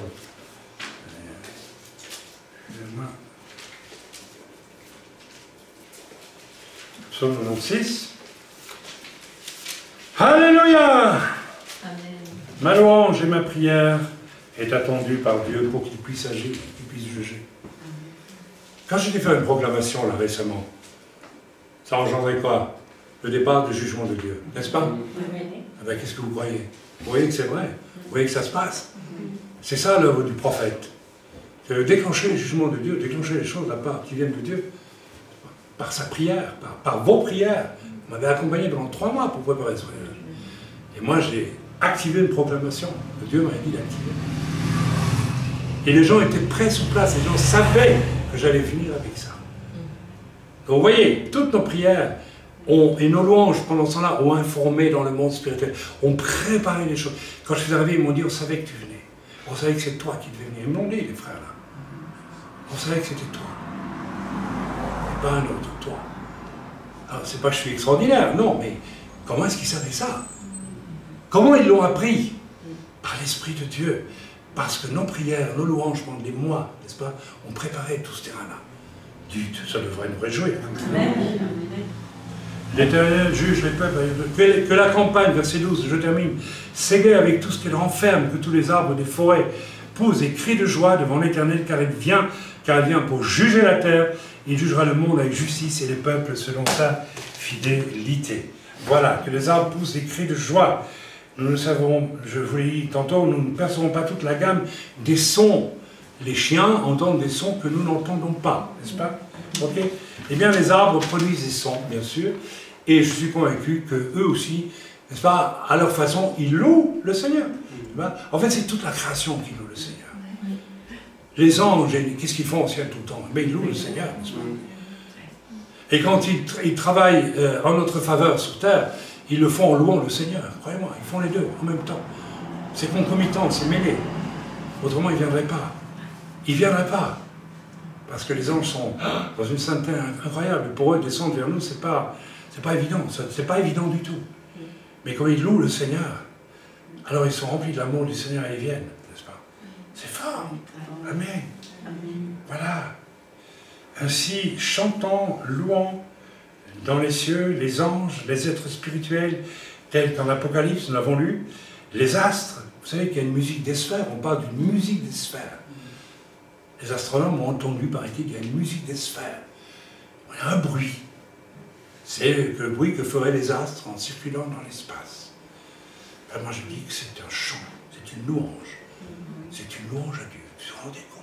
Des milliards de planètes qui tournent et qui chantent à Dieu. La création chante. Non, non, c'est pas une vision poétique que je vous donne. C'est réel. C'est réel. tout ça fait que l'univers tient en main.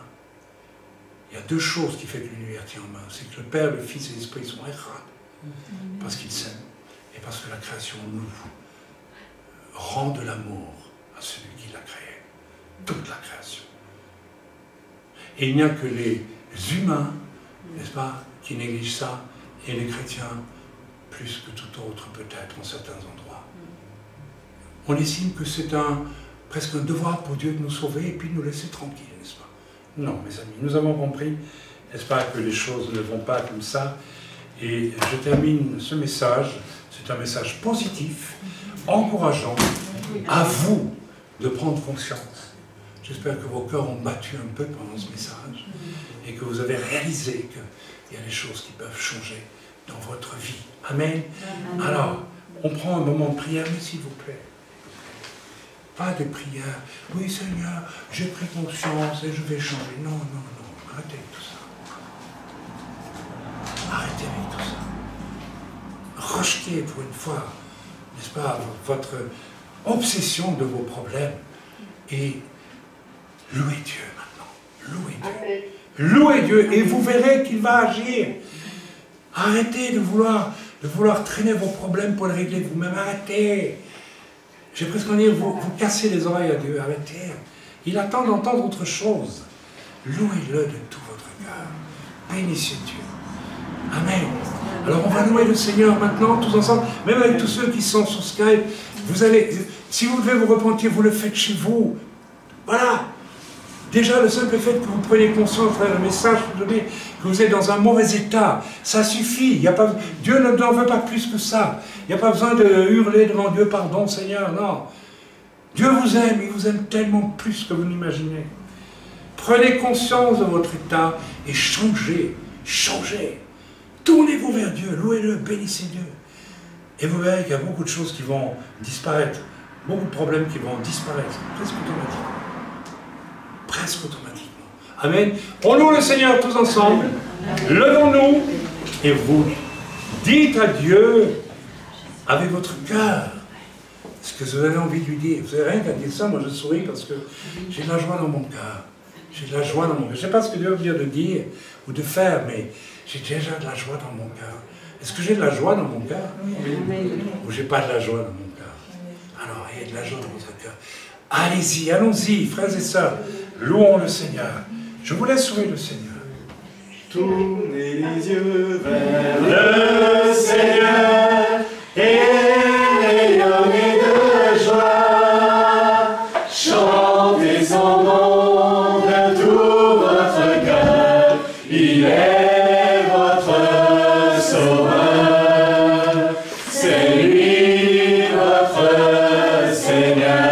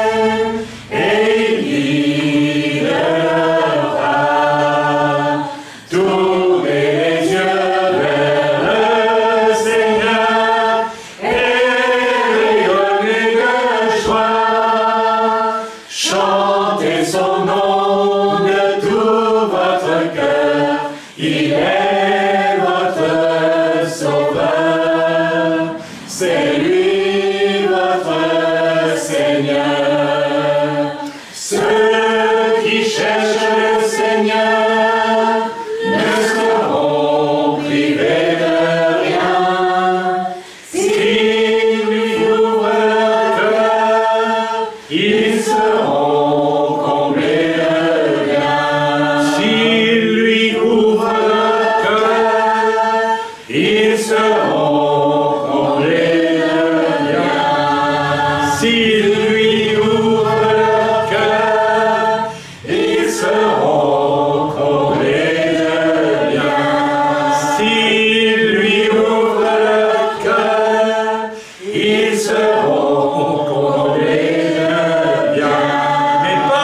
son cœur pour recevoir des bisous de Dieu.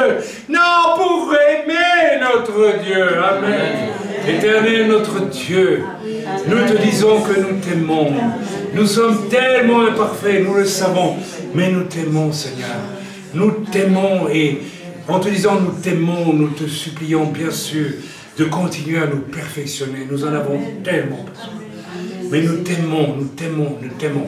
Et nous voulons vivre sous cette présence de l'Esprit qui fait, Seigneur, qu'à tout moment nous pouvons te louer.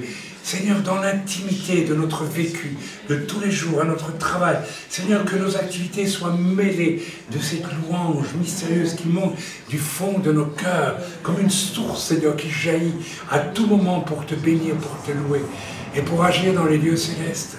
Seigneur, nous te remercions pour cela. Et nous te prions, Seigneur, que ce qui a été dit aujourd'hui ne soit pas seulement des paroles, mais que ça génère quelque chose de neuf dans la plupart de nos vies, dans toutes nos vies, Seigneur. Je sais qu'il y a des personnes qui vont se détourner enfin de cette façon de se préoccuper sans arrêt de tout ce qui ne va pas dans leur vie, comme s'il fallait se perfectionner sans arrêt. Et Seigneur, qui oublie de se tourner vers toi pour te louer, pour t'aimer et te bénir, Père. Merci, Seigneur, parce que tu vas les aider à sortir de cette ornière. Mais à nous tous, tu veux nous apprendre quelque chose de nouveau, un cantique nouveau, le cantique de l'amour pour notre Dieu. Et Seigneur, nous voulons être sensibles à cela. Nous voulons être sensibles. Seigneur, pardonne-nous notre morosité, notre tristesse, notre instabilité, pardonne-nous tout ça. Parce que nous ne nous tournons pas assez vers toi pour te louer, pour te dire notre gratitude. Seigneur, quelquefois nous le faisons avec un cœur si froid, si dur. Saisis-nous par ton esprit, Seigneur, au cours de nos jours, et fais en sorte, Seigneur, que nous puissions, comme des enfants, dire à notre Père, à notre Dieu, ce que tu demandes que nous te disions, que tu attends que nous te disions. Seigneur, un Père aime ses enfants, mais il attend de ses enfants. Les paroles aussi. Merci, Père, dans le bon nom de Yeshua. Amen. On en reste là. Que Dieu soit béni. Amen. Pour clôturer ce culte, j'espère que, oui, comme je disais à l'instant, ce sont des choses simples. Vous avez dit oui, c'est simple. Pourquoi vous ne le faites pas? C'est ça le problème. Pourquoi on ne le fait pas? C'est toujours les choses les plus simples qui sont les plus belles quelque part et celles que l'on pratique le plus difficilement parce que nous sommes par définition des êtres très compliqués et le diable nous aide beaucoup à ça, n'est-ce pas? Mais vous n'êtes pas obligé de vous laisser faire par le diable. Non. Pas obligé du tout. Amen. Vous n'êtes pas obligé. Vous savez, un jour, Luther était dans la Wartburg, là, où il était enfermé. Il travaillait, et puis le diable venait sans arrêt. Et il a pris un gobelet avec de l'encre, parce qu'il travaillait à la plume, je pense. Et il a dit, j'en ai marre. Et il l'a jeté contre le mur. Il a dit, écoute, laisse-moi tranquille maintenant. Et il l'a jeté là où vous voyez le diable. On ne peut pas vivre, aimer Dieu, être sans arrêt en train de se battre avec le diable, n'est-ce pas? Il faut arrêter. Il faut arrêter de lui ressembler finalement, parce que c'est ce qu'il cherche. Hein, vous avez compris le moyen subtil par lequel le diable veut que vous fassiez comme lui.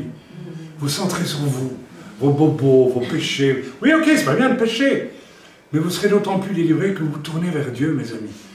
Oui, quand Pierre a péché, qu'est-ce qu'il a fait? Il est sorti en pleurant. Qu'est-ce que vous croyez qu'il a fait? Il s'est tourné vers Dieu. Il a dit, mais tu es magnifique. Yeshua, il est magnifique. Oh, mais qu'est-ce que j'ai fait? Vous comprenez? Mais il ne s'est pas morfondu. Judas s'est morfondu. Et il s'est suicidé à la fin. Très vite, d'ailleurs. Arrêtez de vous suicider, mes amis. Arrêtons de nous suicider avec les choses négatives. Louons le Seigneur et vous allez voir s'il ne vient pas à votre secours pour peut-être même vous faire voir que des tas de problèmes ne sont même pas de vrais problèmes. Amen. Nous allons pratiquer Havdalah Shabbat. Évidemment, voilà, j'allume ma Havdalah. Vous connaissez, c'est un rituel qui se pratique dans toutes les synagogues du monde. Et c'est un rituel étrange. Et bien sûr, nous ne le pratiquons parmi nous aussi. Donc voilà, donc ceci, c'est une flamme qui nous fait penser non plus aux lumières de Shabbat que l'on ouvre le vendredi soir, mais là on a un feu, n'est-ce pas? Et ça nous fait penser au jugement, n'est-ce pas? D'une certaine façon.